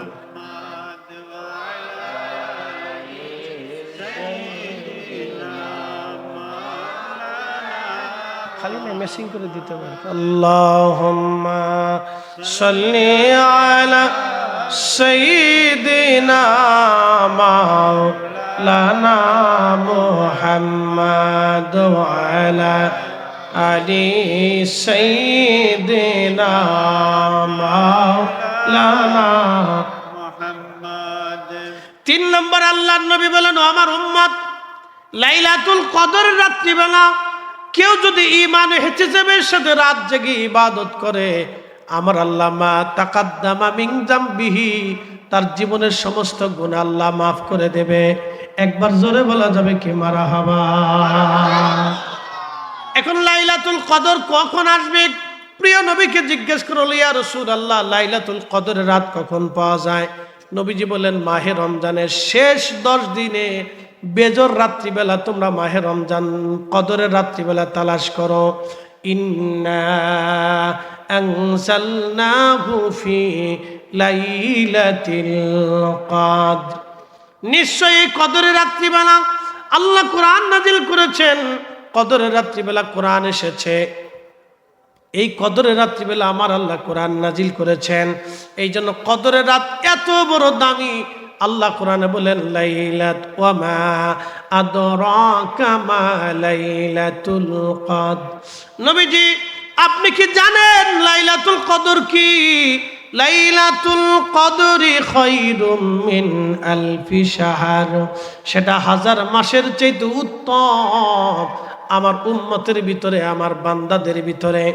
লাইলাতুল কদরের এক রাত্রিবেলা কেউ যদি ইবাদত করে, আমি রব্বুল আলামিন 1000 মাসের চাইতে বেশি পরিমাণে নেক আমার বান্দার আমল নামায় লিখে দেব। একবার জোরে বলা যাবে কি সুবহানাল্লাহ। তবে 4টে সহিহ হাদিসেও আসছে 26 তারিখ দিন যায় রাত, এটাও কদরের রাত, এটাও হাদিসে আসছে। 4টে সহিহ হাদিসে আসছে। ইমাম তহাবি লেখছেন শারহে মানিল আসারের ভিতরে একটা বিশুদ্ধ হাদিসে আসছে। এরকম 4টে হাদিসে আসছে যে 26 তারিখ দিন যে রাত্রেও কদরের রাত, এটাও হাদিসে আসছে। তবে একবারে নিরবিচ্ছিন্নভাবে নিশ্চিন্তভাবে মাহে রমজানের শেষ 9 বিজর রাত্রিগুলিতে যদি আপনি জেগে জেগে ইবাদত করেন, তাহলে কদরের রাত আপনি নিশ্চিন্ত পেয়ে যাবেন, তাতে কোনো সন্দেহ নাই। আর এই রাত্রিবেলা যদি আপনি ঈমান ও ইহতিসাবের সাথে জেগে ইবাদত করেন, তাহলে আপনার জীবনের সমস্ত গুনাহগুলি আল্লাহ মাফ করে দেবে। একসাথে বলা যাবে না সুবহানাল্লাহ? তাহলে মাহে রমজানে আমাদের অধিক পরিমাণে ইস্তিগফার করার দরকার, দোয়া করার দরকার, কান্নাকাটির দরকার, ক্ষমা চাওয়ার দরকার। কথা ঠিক আছে না ভাই? আর বেশি বেশি পরিমাণে রোজাদারকে ইফতার করানোর প্রয়োজন। যদি সুযোগ সুবিধা হয় তাহলে এলাকার হত দরিদ্র মিসকিন আশেপাশে খুঁজে খুঁজে আত্মীয় স্বজন আগে দেখবেন যে আপনার আত্মীয় স্বজনের মধ্যে দরিদ্র কারা আছে। যারা দরিদ্র আছে তাদের ঘরে খাবার নিশ্চিত করবেন, এবং তারপরে দেখবেন আপনার প্রতিবেশীদের মধ্যে দরিদ্র কারা আছে, তাদের মধ্যে আপনি মাহে রমজানে খাবার নিশ্চিন্ত করবেন। এরপরে আপনার গ্রামের ভিতরে দেখবেন কারা দরিদ্র আছে, আপনি তাদের মধ্যে খাদ্য নিশ্চিত করবেন, তাদের ঘরে খাবার পৌঁছাবেন রমজানে। আল্লাহ আমাদের প্রত্যেকের তৌফিক দিক, সকলে বলে না আমি। আমরা এই কাজগুলি করব, এই কাজগুলি আমাদের আঞ্জাম দেওয়ার দরকার, তাহলে আমাদের গুনাহ মাফ হবে না। রমজান পাইলেন কিন্তু গুনাহ মাফ করাইতে পারলেন না, এর চাইতে বড় ব্যর্থতা আর জীবনে কিছু নাই। এর জন্য প্রথম মিম্বরে কদম রাখার পরে নবীজি বললেন, সাহাবীরা রে, আমি প্রথম মিম্বরে কদম রাখছি, ঠিক তখনই জিবরাইল আলাইহিস সালাম এসে বলেন, ইয়া রাসূলুল্লাহ, যে মাহে রমজান পাইল কিন্তু নিজের জীবনের গুনাহ মাফ করাইয়া নিতে পারল না, সে ধ্বংস হয়ে যায়। তাহলে তিনটা কাজ করলে জীবনের গুনাহ মাফ হবে। এক নম্বরে মাহে রমজানে রোজা রাখতে হবে ঈমান ইহতিসাবের সাথে, পরিপূর্ণ ইয়াকিনের সাথে, বিশ্বাসের সাথে, মহাব্বতের সাথে। এই মাহে রমজানে রোজা রেখা মিথ্যা বলা যাবে না, ফায়সা কথা বলা যাবে না, গীবত করা যাবে না, শেকায়ত করা যাবে না, তহমত দেওয়া যাবে না, অন্যের ত্রুটি বিচ্যুতি খোঁজা যাবে না, মারামারি হানাহানি করা যাবে না, কারো সম্পদ মারা যাবে না, হালাল খাদ্য খেতে হবে, হারাম রুটি রুজি করা যাবে না, অন্যকে ঠকানো যাবে না।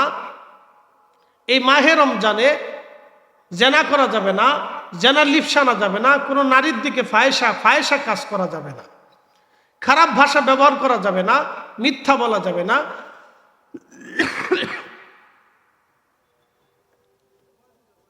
এই কাজগুলি আপনি যদি করতে পারেন তাহলে রমজানের রোজাগুলি ঈমান ইহতিসাবের সাথে হবে। 2 নম্বর, তারাবির নামাজ আপনাকে দাঁড়াইতে হবে টাইম টু টাইম, সুন্দর মতো তারাবির নামাজ ঈমান ইহতিসাবের সাথে 20 রাকাত আদায় করতে হবে এবং রাত জেগে সম্ভব হলে ইবাদত করতে হবে, তাহাজ্জুদ নামাজ পড়তে হবে। যদি তা সম্ভব হয় আপনি রাত জেগে কোরআন শরীফ তেলাওয়াত করতে পারেন, আর কিছু আর নওয়াফিল অতিরিক্ত ইবাদত করতে পারেন, তাহলে আপনার জীবনের আগের গুনাহগুলি মাফ হয়ে যাবে। আর কদরের রাত্রিবেলা যদি আপনি পেয়ে যান তাহলে মাহে রমজানের শেষ 10 দিনের বেজর রাত্রিবেলা, বিশেষ করে 26 তারিখ দিন যায় রাত, এটাও যেহেতু বিশুদ্ধ হাদিসে এসেছে, অতএব এই রাতটাকেও ছোট করে দেখার কোনো সুযোগ আমাদের হাতে নাই। অতএব এই রাতগুলিতে ঈমান ইহতিসাবের সাথে জাগতে হবে, ইবাদত করতে হবে খুব ইয়াকিনের সাথে। পটকা ফোটানো যাবে না, ঘোরাঘুরি করা যাবে না। আমাদের দেশে বরাতের রাত আসলে আর কদরের রাত আসলে পটকা ফুটায়, ঘোরাফেরা করে, ফেসবুক টিপে, গল্প গুজব করে, এই কোনায় বিড়ি খায়, ওই কোনায় চা খায়, ওই কোনায় পান খায়, ঘুরে গেড়ে বেড়ায়, বা সারা রাত ঘুরে গেড়ে বেড়ায় কদর পালন করছে, সারা রাত ঘুরে গেড়ে বেড়ায় কদর পালন করছে, বরাত পালন করছে, মনে করছে বিরাট বড় নেকির কাজ করে ফেলছি। শয়তানে হাসে আর কয় উরে সিটার, এভাবে অনেক নেকির কাজ করে ফেলছি। আসলে মূলত তা না। ঈমান ইহতিসাবের সাথে রাত্রি যাপন করতে হবে, ঈমান ইহতিসাবের সাথে, অত্যন্ত বিনয়ের সাথে এবং ইয়াকিনের সাথে, বিশ্বাসের সাথে, ঈমানের সাথে মহাব্বত নিয়ে রাত্রিগুলি ইবাদত করতে হবে। তাহলে 3 সময়: রোজা, তারাবি, কদর। রোজা, তারাবি, কদর। এই 3টা করতে যে আবার চিন্তা করেন না যে বাকি ফরজ নামাজগুলি ছেড়ে দিব। না না না, রমজান তো রমজান, রমজানে একটা ফরজ, অন্য সময় 70টা ফরজ। রমজানে একটা নফল, অন্য সময় ফরজের সমতুল্য। একসাথে বলা যাবে না সুবহানাল্লাহ? মনোযোগ দেন। এখন যদি আপনি 1 টাকা দান করেন তাহলে 700 টাকার সওয়াব হবে। আর রমজানে যদি দান করেন তাহলে বিগয়রি হিসাব, আস-সাওমুলি ওয়া আনা আযিবিহি। রমজানে যদি আপনি দান করেন, আল্লাহ রাসূল বলতেছেন, আল্লাহ বলেন রমজানের রোজা আমার জন্য প্রতিদান আমি আল্লাহ নিজে দিয়ে দিব। কত দিব? কোনো হিসাব দিলাম না, বিগয়রি হিসাব দিব। আমার যত খুশি মন চাই তত বেশি দিয়ে দিব। আসতে হয়ে গেল না? জোরে বলেন। আল্লাহ কি কৃপণ? আল্লাহর কি অভাব আছে? আল্লাহর দিলে কি লজ আছে? তাহলে আল্লাহ যখন দেয় তখন বুঝতে হবে যে অগণিত দেয়। কথা ঠিক আছে কিনা? তাহলে রমজানে বেশি বেশি দান সৎকা করব। কোন সময় দান সৎকা করব? রমজানে বেশি বেশি দান সৎকা করব। প্রিয় উপস্থিতি, মাহে রমজানে অত্যধিক পরিমাণে দান সৎকা করবেন, অধিক পরিমাণে নেকের কাজ করবেন। আপনি এই রমজান আসলে রোজা ছেড়ে দেওয়া যাবে না, প্রস্তুতি নিয়ে ফেলে দেন। একটা রোজা কাজা করা যাবে না। রমজানে যেই কথাগুলি বললাম সেগুলি আপনারা করবেন। আল্লাহর নবী বললেন, আমি 2য় মিম্বারে কদম রাখলাম। যখন 2য় মিম্বারে কদম রাখছি তখন জিবরাইল আলাইহিস সালাম বলেন, ইয়া রাসূলুল্লাহ, যে আপনার নাম শুনলো কিন্তু দুরূদ শরীফ পড়ল না, সে ধ্বংস হয়ে যাক। যে আপনি নবীর নাম শুনলো কিন্তু আপনি নবীর শানে দুরূদ শরীফ পড়ল না, সে ধ্বংস হয়ে যাক। যে আপনি নবীর নাম শুনলো কিন্তু দুরূদ পড়ল না, সে ধ্বংস হয়ে যাক। আল্লাহর নবী বলেন আমিন। তার মানে নবীজির নাম শোনার পরে দুরূদ পড়া লাগবে। দুরূদ, দুরূদ, দুরূদ। সর্বশেষ ছোট্ট দুরুদের নাম সাল্লাল্লাহু আলাইহি ওয়াসাল্লাম। আপনি যেই দুরূদ শরীফ পড়তে পারেন সেই দুরুদ আপনি পড়বেন, আপনার যেটা খুশি আপনি সেটা পড়বেন, কোনো নিষেধ নাই। আপনার যেই দুরুদ খুশি আপনি সেটা পড়বেন। দুরুদ ইব্রাহিমই পড়তে হবে এমন কোনো বিষয় না। দুরুদ ইব্রাহিম ছাড়া অন্য কোনো দুরুদ হবে না, তাও কোনো মাসালা না, এগুলি ভ্রান্ত মাসালা। সাহাবা ইকরাম জিজ্ঞেস করলো, নাহনু সাল্লাইনা ফি সালাতিনা ইয়া রাসূলুল্লাহ, নবীজি আমরা নামাজের ভিতরে কিভাবে আপনার প্রতি দুরুদ পড়ব আপনি শিখিয়ে দেন। তখন নবীজি এই দুরুদ শরীফটা শিক্ষা দিলেন যে দুরুদ ইব্রাহিম যেটা আমরা পড়ি, নাম দুরুদ ইব্রাহিম। আসলে মূলত এটা দুরুদ ইব্রাহিম, ইব্রাহিম আলাইহিস সালামের দুরুদ না, দুরুদ তো আমাদের রসুলের দুরুদ। কথা ঠিক কিনা? আল্লাহর নবী নিজে দয়া করে ইব্রাহিম আলাইহিস সালামের নাম বসিয়ে দিয়েছেন, এর পিছনে কারণ আছে। কারণ হলো নবীজি সবসময় ইব্রাহিম আলাইহিস সালাম দা ইব্রাহিম খলিলুল্লাহ, নবীজি বলতেন আমি ইব্রাহিম আলাইহিস সালামের দোয়া।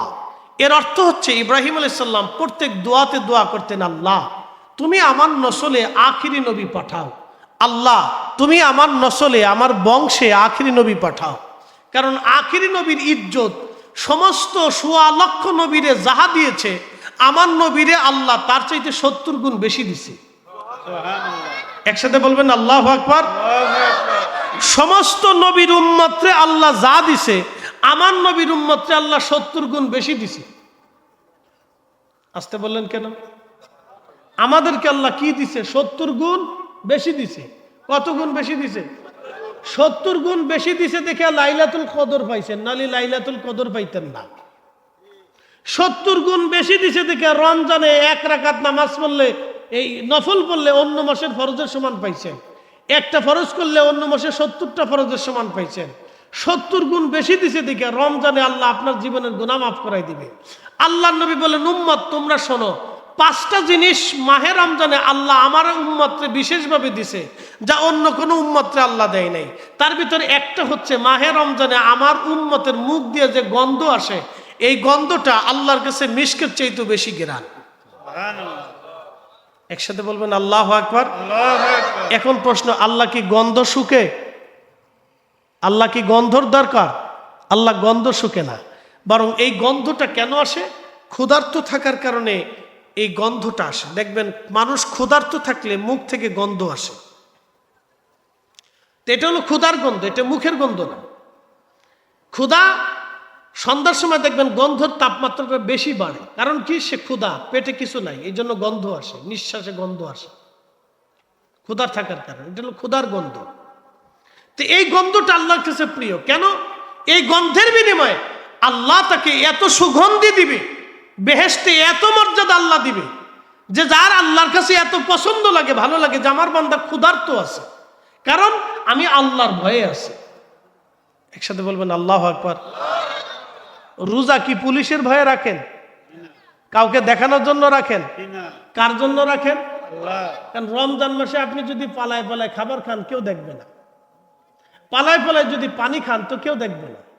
তো রমজানের রোজাটা শুধুমাত্র আল্লাহর জন্য হয়। নামাজ কিন্তু রাজনৈতিক নামাজ আছে, নামাজ কিন্তু বিয়েই নামাজ আছে, নামাজ কিন্তু সামাজিক নামাজ আছে, নামাজ কিন্তু ঠেলার নামাজ আছে। বলে ঠেলার নামাজ কি?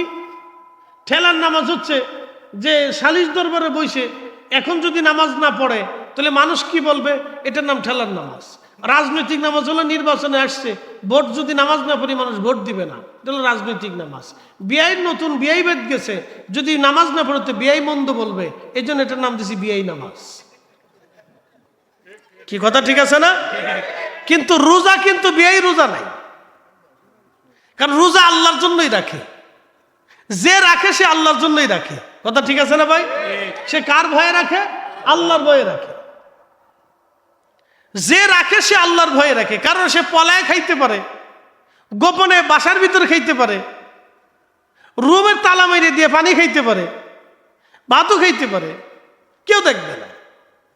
এই জন্য রোজা আসাউমুলি ওয়া আনা আজিবিহি, রোজা আমি আল্লাহর জন্য, অত প্রতিদান আমি আল্লাহ নিজে দিয়ে দিই। আল্লাহু আকবার। এই জন্য রোজাদারকে কেউ যদি খাওয়া তাহলে আল্লাহ রাসূল বলছেন আমি কিয়ামতের ময়দানে তোমাকে হাউজে কাউসারের পানি পান করাই দেব। প্রিয় উপস্থিতি হাজিরিন, আল্লাহর নবী বললেন দুরূদ শরীফ। তো আমাদের নবীর ইজ্জত আল্লাহ এত পরিমাণে দিলেন, এই ইজ্জত দেখে ইব্রাহিম খলিলুল্লাহ শুধু দুয়ার মধ্যে বলতেন, আল্লাহ আপনি আমার নসলে আখিরি নবী পাঠাবেন, আমার বংশে আপনি আখিরি নবী দিবেন।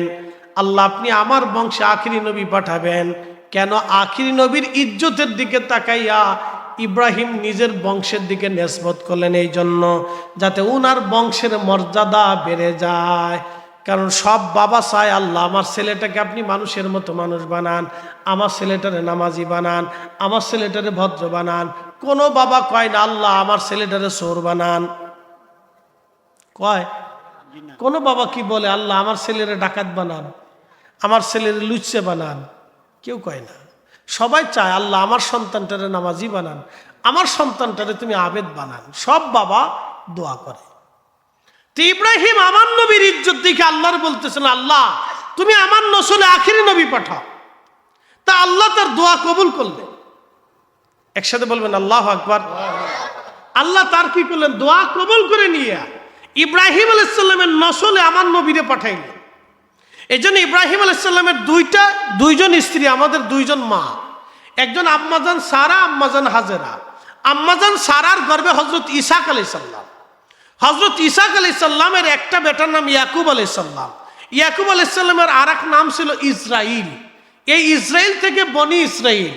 এই ইয়াকুব আলাইহিস সালামের যত বংশ সবাইকে বনি ইসরাইল বলা হয়। এই বনি ইসরাইলের ভিতরে আল্লাহ নবী পাঠিয়েছেন 70,000। আর এই বনি ইসরাইল ইয়াকুব আলাইহিস সালাম মসজিদে বাইতুল আকসা প্রতিষ্ঠিত করেছেন, তৈরি করেছেন।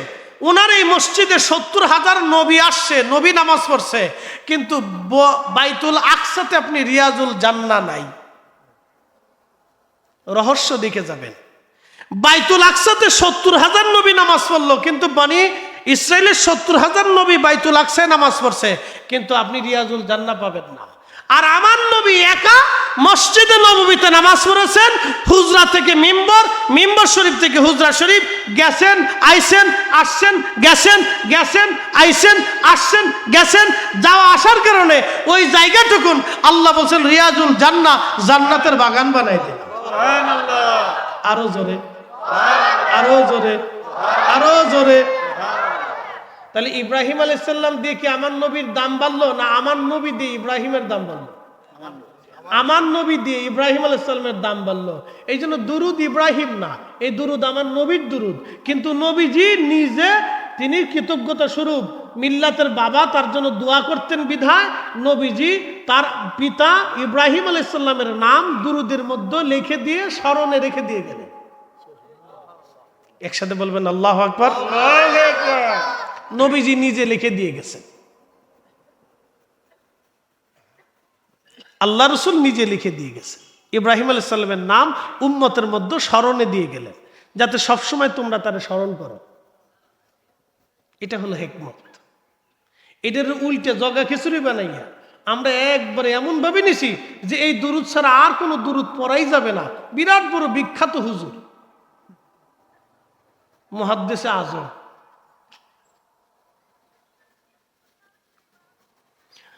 এ মুসলমান খুব মনোযোগ দিবেন।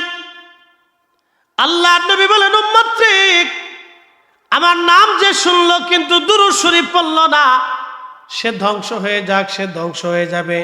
এই জন্য সবচেয়ে ছোট্ট দুরূদ আমরা যেটা পড়ি সাল্লাল্লাহু আলাইহি ওয়াসাল্লাম। জোরে বলেন সাল্লাল্লাহু আলাইহি ওয়াসাল্লাম।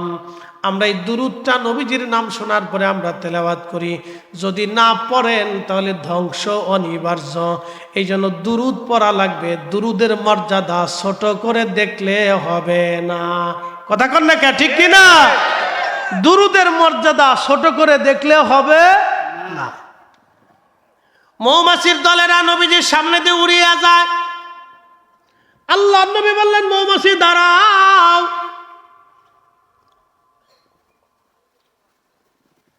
তো মৌমাছি নবীজির সামনে এসে গুনগুন করে সালাম দিতেছে, আসসালাতু ওয়াসসালামু আলাইকা ইয়া রাসূলুল্লাহ, আসসালাতু ওয়াসসালামু আলাইকা ইয়া হাবিবাল্লাহ। নবীজি ডাক দিয়ে বলেন, মৌমাছি বলো মধু কেমনে বানাও? মৌমাছি বলে, ইয়া রাসূলুল্লাহ, বিভিন্ন ফুল থেকে মধু আনি, রস নিয়ে আসি। কোন ফুলের রস তিতা, কোনোটা লুনতা, কোনোটা টক, কোনোটা মিষ্টি, কোনোটা পাইনসে। এক এক ফুলের রস এক এক রকম। হুজুর সমস্ত রসগুলি সংগ্রহ করে এনে চাকের মধ্যে জমা করে রাখি, ইয়া রাসূলুল্লাহ, মধু মধু হয় না। নবীজি যখন আমরা মৌমাছিরা ওই চাকের উপরে ঘুরি আর আপনি নবীর দুরূদ শরীফ পড়ি, আমরা চাকের মধ্যে ঘুরি আর আপনি নবীর দুরূদ পড়ি, ওই দুরূদের কারণে আমার আল্লাহ, আমার রব মধুকে মধু বানায়া দেয়। একসাথে বলেন আল্লাহু আকবার। এই মধুটাকে আল্লাহ বলেন আশিফাউল লিন্নাস। কোরআনে আল্লাহ বলেন আশিফাউল লিন্নাস। এই মধু হলো মানুষের জন্য শেফা, মানুষের জন্য শেফা। সুনান ইবনে মাজার ভিতরে এসেছে, আল্লাহর নবী বললেন, ও আমার উম্মতেরা, হাতের তালুর মধ্যে মধু ঢেলে নিয়ে তোমরা চেটে চেটে যদি তোমরা খাও, তাহলে আমার রব, আমার আল্লাহ 99 প্রকার কঠিন কঠিন রোগ থেকে তোমাকে বাঁচাবে। শরীফের আওয়াজ আসলে, তেলাওয়াত হলে, মিলাদ হলে বাড়িতে বরকত আসে না? কি একসাথে কথা কেন জোরে বলেন, বরকত আসে না? তাহলে বাড়ি বাড়ি মিলাদ দোয়া দুরুদ হবে নি? জোরে বলেন, বাড়ি বাড়ি মিলাদ দোয়া দুরুদ হবে নি? আল্লাহ কবুল করুক, বলেন আমিন। বরকতের জন্য পড়বেন, পড়লে আপনার লাভ, না পড়লে আপনার লস। মনে রেখেন, সবাই নিজের লাভ বুঝে, পাগলও নিজের লাভ বুঝে। বলে হরেন মারবেন, দেখবেন পাগল রাস্তা থেকে সরে দাঁড়ায়। পাগল জানে যে এখন আমি গাড়ির নিচে পড়ে যাবো, সরে যাবে। পাগল এটা বুঝে। টাকা দিবেন, পাগল টাকা চিনে। খাবার দিবেন, পাগল খাবার চিনে। পাগলও নিজের লাভ বিশ্রে তালাশ করে। সবাই লাভ খোঁজে, তাহলে দুরুদে যেই লাভ, এই লাভটা আপনাদের দরকার। মৌমাছি মধু বানায় নবীর দুরুদ দিয়ে, তাহলে আপনি চিন্তা করেন এই দুরুদে বরকত কত। অতএব এই দুরুদ আপনারা বাড়ি বাড়ি চালু রাখবেন, বেশি বেশি পড়বেন। আল্লাহ এত পরিমাণে বরকত দিবে যে বরকত শূন্য হবেন না কখনো। যে কোনো কাজের আগে আপনি দুরুদ দিয়ে যদি চালু করেন, আল্লাহ রসুলকে দুরুদ হাদিয়া পাঠান, আল্লাহ ওই কাজের ভিতর অবারিত বরকত দিয়ে দেন। এটা মনে রাখবেন। 3 নাম্বার, আল্লাহর নবী বললেন, আমার উম্মতরা আমি 3 নাম্বার মিম্বারের সিঁড়িতে কদম রাখছি। জিবরাইল এসে বলেন, ইয়া রাসূলুল্লাহ, কেউ তার পিতা মাতা পাইল কিন্তু বাবা মার খেদমত করে জান্নাত নিতে পারল না। যে তার বাবা মা পাইল কিন্তু খেদমত করে জান্নাত নিতে পারল না, সে ধ্বংস হয়ে যাক। যে তার বাবা মা পাইল কিন্তু খেদমত করে জান্নাত নিতে পারল না, সে ধ্বংস হয়ে যাক। আল্লাহর নবী দোয়া করে বলেন আমিন। বাবা মা পাইল কিন্তু খেদমত করে জান্নাত দিতে পারে নাই, কপাল পোড়া সন্তান। আমি বলে দিয়ে যাই বন্ধু, আপনার মা আপনার পিছনে মিনিমাম 15 বছর আপনার পিছনে পরিশ্রম করছে। একবারে এসএসসি পরীক্ষা দেওয়া পর্যন্ত আপনার মা আপনার 3 বেলা রান্না করে আপনারে খাওয়াইছে। কি কথা ঠিক আছে না ভাই? একবারে এসএসসি পর্যন্ত ধরলাম, আমি বাকিটা ধরলাম না, ধরেন আর কি, বাকিটাও করছে মা, কিন্তু ধরলাম না, আমি এসএসসি পর্যন্ত ধরলাম। তো একটা ছেলে 15 বছরে এসএসসি পরীক্ষা দেয়, ঠিক আছে না ভাই? 15-16 বছরে সে এসএসসি পরীক্ষা দেয়, অথবা 17 বছরই ধরেন। তা আমি 15 বছরই মাস্ট সর্বনিম্ন হিসাবে ধরলাম। তো একটা মা 15 বছর 3 বেলা আপনাকে রান্না করে খাওয়াইছে। 5 বছর পর্যন্ত আপনার পায়খানা পেশাব মা পরিষ্কার করছে। 5 বছর পর্যন্ত মা আপনাকে কোলের মধ্যে নিয়ে ঘুম পাড়াইছে, আপনার বিছানা ঠিক করছে, আপনার কাপড় চোপড় মা ধুয়ে দিয়েছে, আপনার বিছানা ঠিক করে দিয়েছে। কখন ঘুম থেকে উঠবেন, কখন ঘুম থেকে বের হবেন, আপনার মা আপনার তদারকি করেছে। 15টা বছর মা আপনার পিছনে ছায়ার মতো লেগে রইল, আপনি মায়ের 15 দিনও কাপড় ধুয়ে দেন নাই।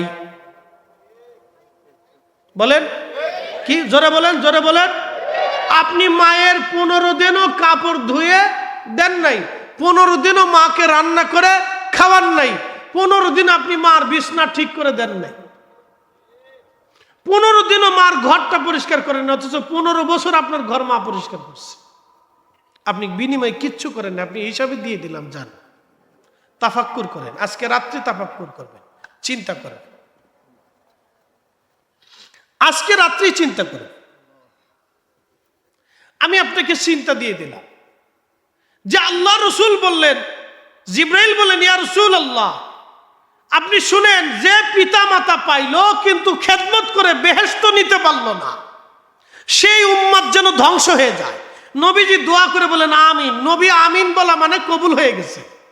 বাবা মা পাইছেন কিন্তু খেদমত করে বেহেশত নিতে পারলেন না, আপনার মতো নাফরমান কপাল পোড়া আর দুনিয়াতে কেউ নাই। কথা ঠিক আছে কিনা? মনে রাখবেন এই হাদিস, সারা জীবন মনে রাখবেন এই হাদিস, সারা জীবন মনে রাখবেন এই হাদিস, সারা জীবন মনে রাখবেন এই হাদিস।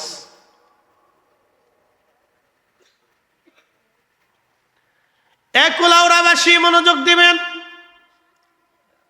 বাবা মা পাইলেন কিন্তু খেদমত করে বেহেশত নিতে পারলেন না, আপনি ধ্বংস হয়ে যান, ধ্বংস হয়ে যাবেন আপনি। 15টা বছর বাবা আপনার জন্য পরিশ্রম করলেন, বাজার আনলেন, চাকরি করলেন, ব্যবসা করলেন, রক্তপানি করলেন। 15টা বছর বাবা শীত দেখে নাই, গ্রীষ্ম দেখে নাই, বর্ষা দেখে নাই। আপনার জন্য 40 বছর বাবা পরিশ্রম করেছে, 40 বছরও মা পরিশ্রম করেছে। বিনিময়ে বাবার বৃদ্ধকালে 2টা কথা বেশি বললে আপনি বলে ফেলেন বাবা বুড়া হয়ে গেছে, বেশি জ্ঞান জ্ঞান জ্ঞান জ্ঞান করে, বাবা বুঝে না।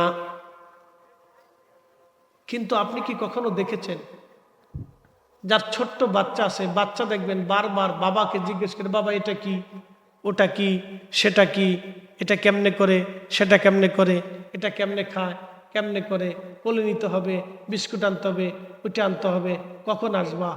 কত কথা বাবাকে আপনি বলছেন, বিরক্ত হয় নাই। কত কথা মার সাথে বলেছেন, মা বিরক্ত হয় নাই। মা আপনাকে কথা বুলিয়ে বুলিয়ে বুলিয়ে বুলিয়ে মা আপনাকে কথা শিখিয়েছে। আজকে মা 2টা কথা বেশি হয়, আপনার কাছে বিরক্তি লাগে। ইস, আর আপনি ভাবতেছেন বেহেশত পেয়ে গেছেন না। ইস, মানুষ বড় অকৃতজ্ঞ, মানুষ বড় অকৃতজ্ঞ। কুকুরকে খাওয়াবেন, ও বেঈমানি করে না, কিন্তু মানুষ বেঈমানি করে। কথা কর না কেন? আপনি বিড়ালরে খাওয়ান, ও বেঈমানি করে না, কিন্তু মানুষ বেঈমানি করে। গরুরে খাওয়ান, ও বেঈমানি করে না, কিন্তু মানুষ বেঈমানি করে। আপনি বাঘেরে এনে আদর করে ছোট্টকাল থেকে লালন করবেন, বাঘ আপনার সাথে বেঈমানি করবে না, কিন্তু মানুষ বেঈমানি করে। কি কথা কর না কেন? জোরে বলে। আরে বাঘের সিংহেও বেঈমানি করে না। একটা ছোট্ট সিংহের বাচ্চা এনে আপনি লালন পালন করেন, আপনার সাথে বেঈমানি করবে না। মানুষ বেঈমানি করে, মানুষ মানুষ। এই জন্য তার শাস্তি বেশি। তাকে নসিহত করার জন্য কত ওলি, কত বুজুর্গ, কত নবী আসছে, কত উলামা ফুদালা তাদেরকে নসিহত করলো। এত ওয়াজ আমরা মানুষকে শোনাইলাম, কোটি কোটি মানুষ আমাদের ওয়াজ শুনে, হাজার হাজার মানুষ আমাদের ওয়াজ শুনে, অনলাইনে কোটি কোটি মানুষ আমাদের ওয়াজ শুনে, কোটি কোটি মানুষ, মিলিয়ন মিলিয়ন মানুষ ওয়াজ শুনে।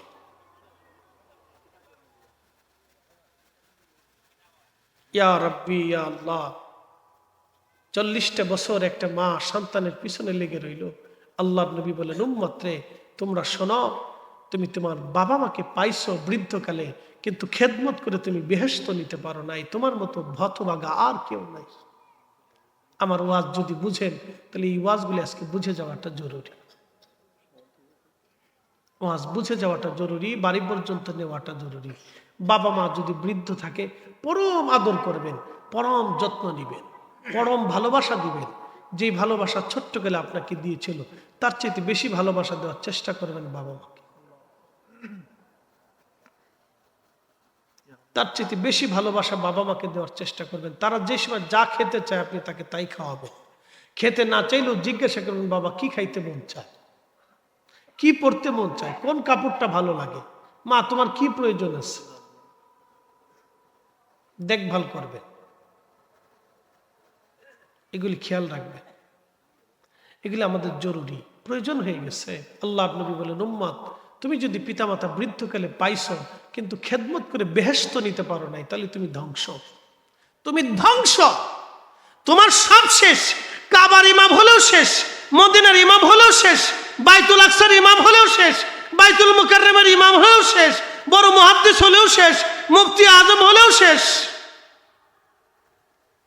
৩৬,০০০ বছর হজ করলেও শেষ, মক্কা শরীফের খাদেম হলেও শেষ, সারা জিন্দেগি মসজিদ পরিষ্কার করলেও শেষ। কথা বুঝাইতে পারছি আপনাকে? কথা ক্লিয়ার। ৪০ বছর বক্তব্যের ওয়াজের জীবনী হলেও শেষ, ৪০ বছরের তাহাজ্জুদ থাকলেও শেষ। কথা ক্লিয়ার? বুঝে যাওয়াটা জরুরি। ভাই আমার, মাহে রমজান আসতেছে, আপনার দরিদ্রতা আসুক, অসুবিধা নাই। বাবা মাকে খাওয়াইলে কেউ অভাবী হয় না, তার রিজিক বাড়ে। খাইতে না চাইলেও খাবার কিনে নিয়ে যাবে। কোথার থেকে কিছু আনলে আগে আব্বা আম্মার হাতে দিবেন। কোথার থেকে কিছু নিয়ে আসেন, আগে বাবা মার হাতে দিবেন। প্রশ্ন রাখতে পারেন, ফরিদি হুজুর, জীবনে সর্বনাশ করে ফেলছি, আব্বা আম্মা তো কবরে চলে গেছে, এখন আমাদের উপায় কি হবে? আমরা তো এরকম খেদমত করতে পারি নাই।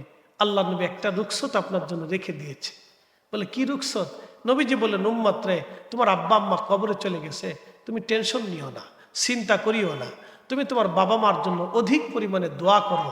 যদি দোয়া করতে পারো, তাহলে কিয়ামতের ময়দানে তোমাকে তোমার বাবা মার বাধ্য সন্তান হিসেবে, খেদমত গুজারি সন্তান হিসেবে আল্লাহ কবুল করে নেবে। আসতে হয়ে গেল না? জোরে বলেন সুবহানাল্লাহ। এই দোয়া কোরআন খতম দিয়া, জিকির আজকার করে, আলেম ওলামা ডাকিয়া, তলবে ইলম ডাকিয়া, কালেমা খতম দিয়া, বাড়িতে মিলাদ দিয়া, তারপরে দোয়া করাবেন, মসজিদে করাবেন, নিজে করবেন। রাব্বির হামহুমা কামা রাব্বায়ানি সগীরা। বেশি বেশি দোয়া করবেন, বেশি বেশি দোয়া করবেন। যারা দোয়া মানে না ও নাফরমান, যারা দোয়া বন্ধ করে দিয়েছে ও নাফরমান, যারা দোয়া বন্ধ করার জন্য উঠে পড়ে লাগছে ও নাফরমান, ওরা শয়তানের দালাল। কথা বলেন ঠিক কিনা? ওরা মুসলমানকে ধ্বংস করার জন্য আসছে, মুসলমান ধ্বংসের করার জন্য আসছে। ওরা নাফরমান, ওরা শয়তানের কাজ আঞ্জাম দিতেছে। আপনাদেরকে শক্ত হতে হবে, শক্ত হতে হবে। কথা বলেন ঠিক না? মজবুত হতে হবে আপনাদেরকে ঈমানের বলে। মুসলমান ধ্বংস করার জন্য আসছে তারা।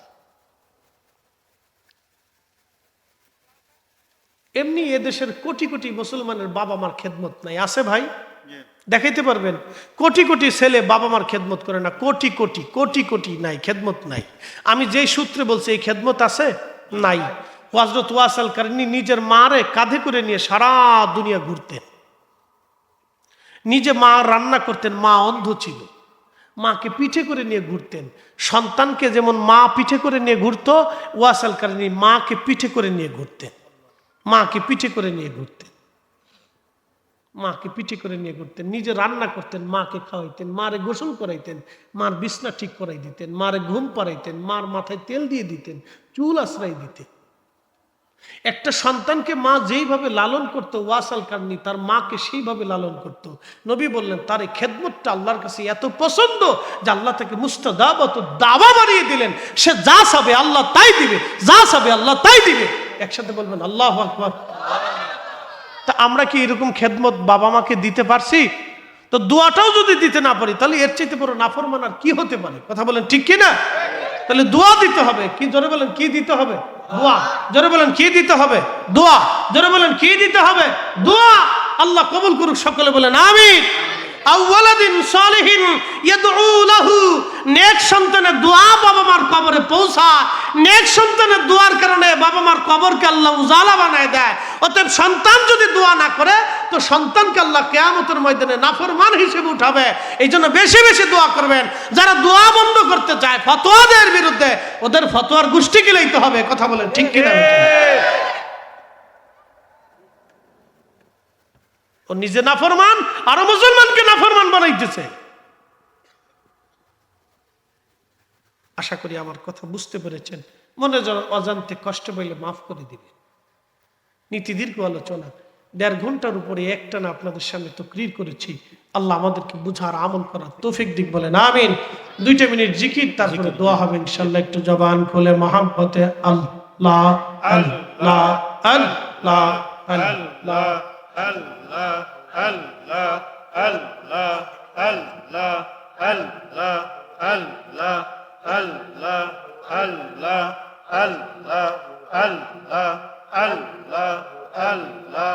আল্লাহ আল্লাহ আল্লাহ আল্লাহ আল্লাহ আল্লাহ আল্লাহ আল্লাহ আল্লাহ আল্লাহ কোন সাধনে পাইব তোমার আই গহন বিজে গোলামের দেখা দিবানি আল্লাহ আল্লাহ আল্লাহ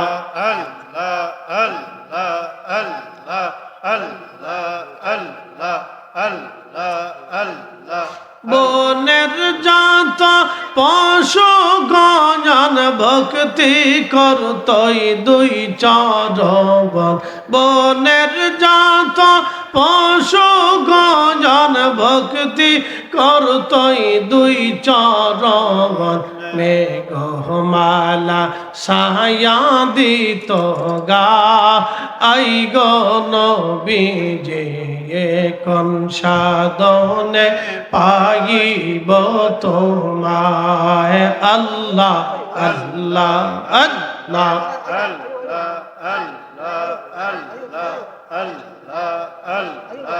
আল্লাহ মেরে দেখা দিবানি ইগো নবীজি কোন সাধনে পাইব তোমায় আল্লাহ আল্লাহ আল্লাহ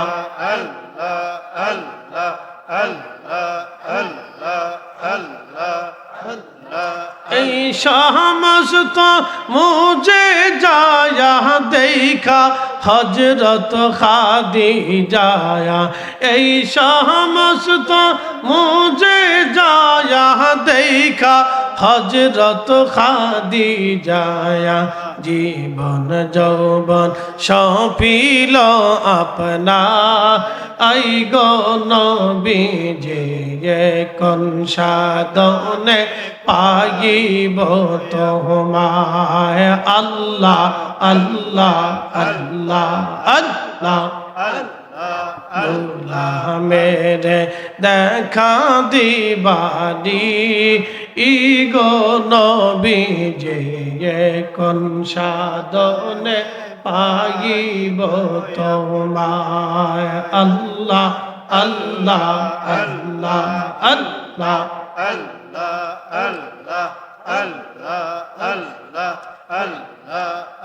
রাসূলুল্লাহ আমার নয়ন মনি মক্কি মাদানে হাবিবুল্লাহ আমার নয়ন মনি আল্লাহ হাবিবুল্লাহ আমার নয়ন মনি মক্কি মাদানে হাবিবুল্লাহ আমার নয়ন মনি আল্লাহ আল্লাহ আল্লাহ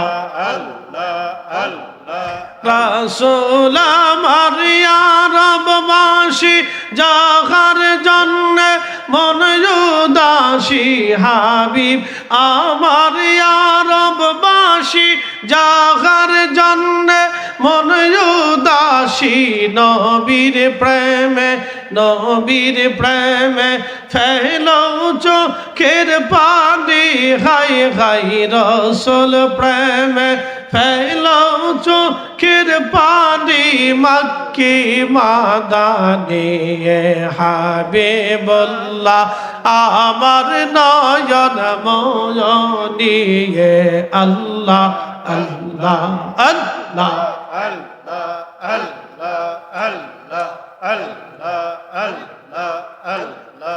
লা ইলাহা ইল্লাল্লাহু মুহাম্মাদুর রাসূলুল্লাহ সাল্লাল্লাহু আলাইহি ওয়াসাল্লাম আল্লাহুম্মা আমিন।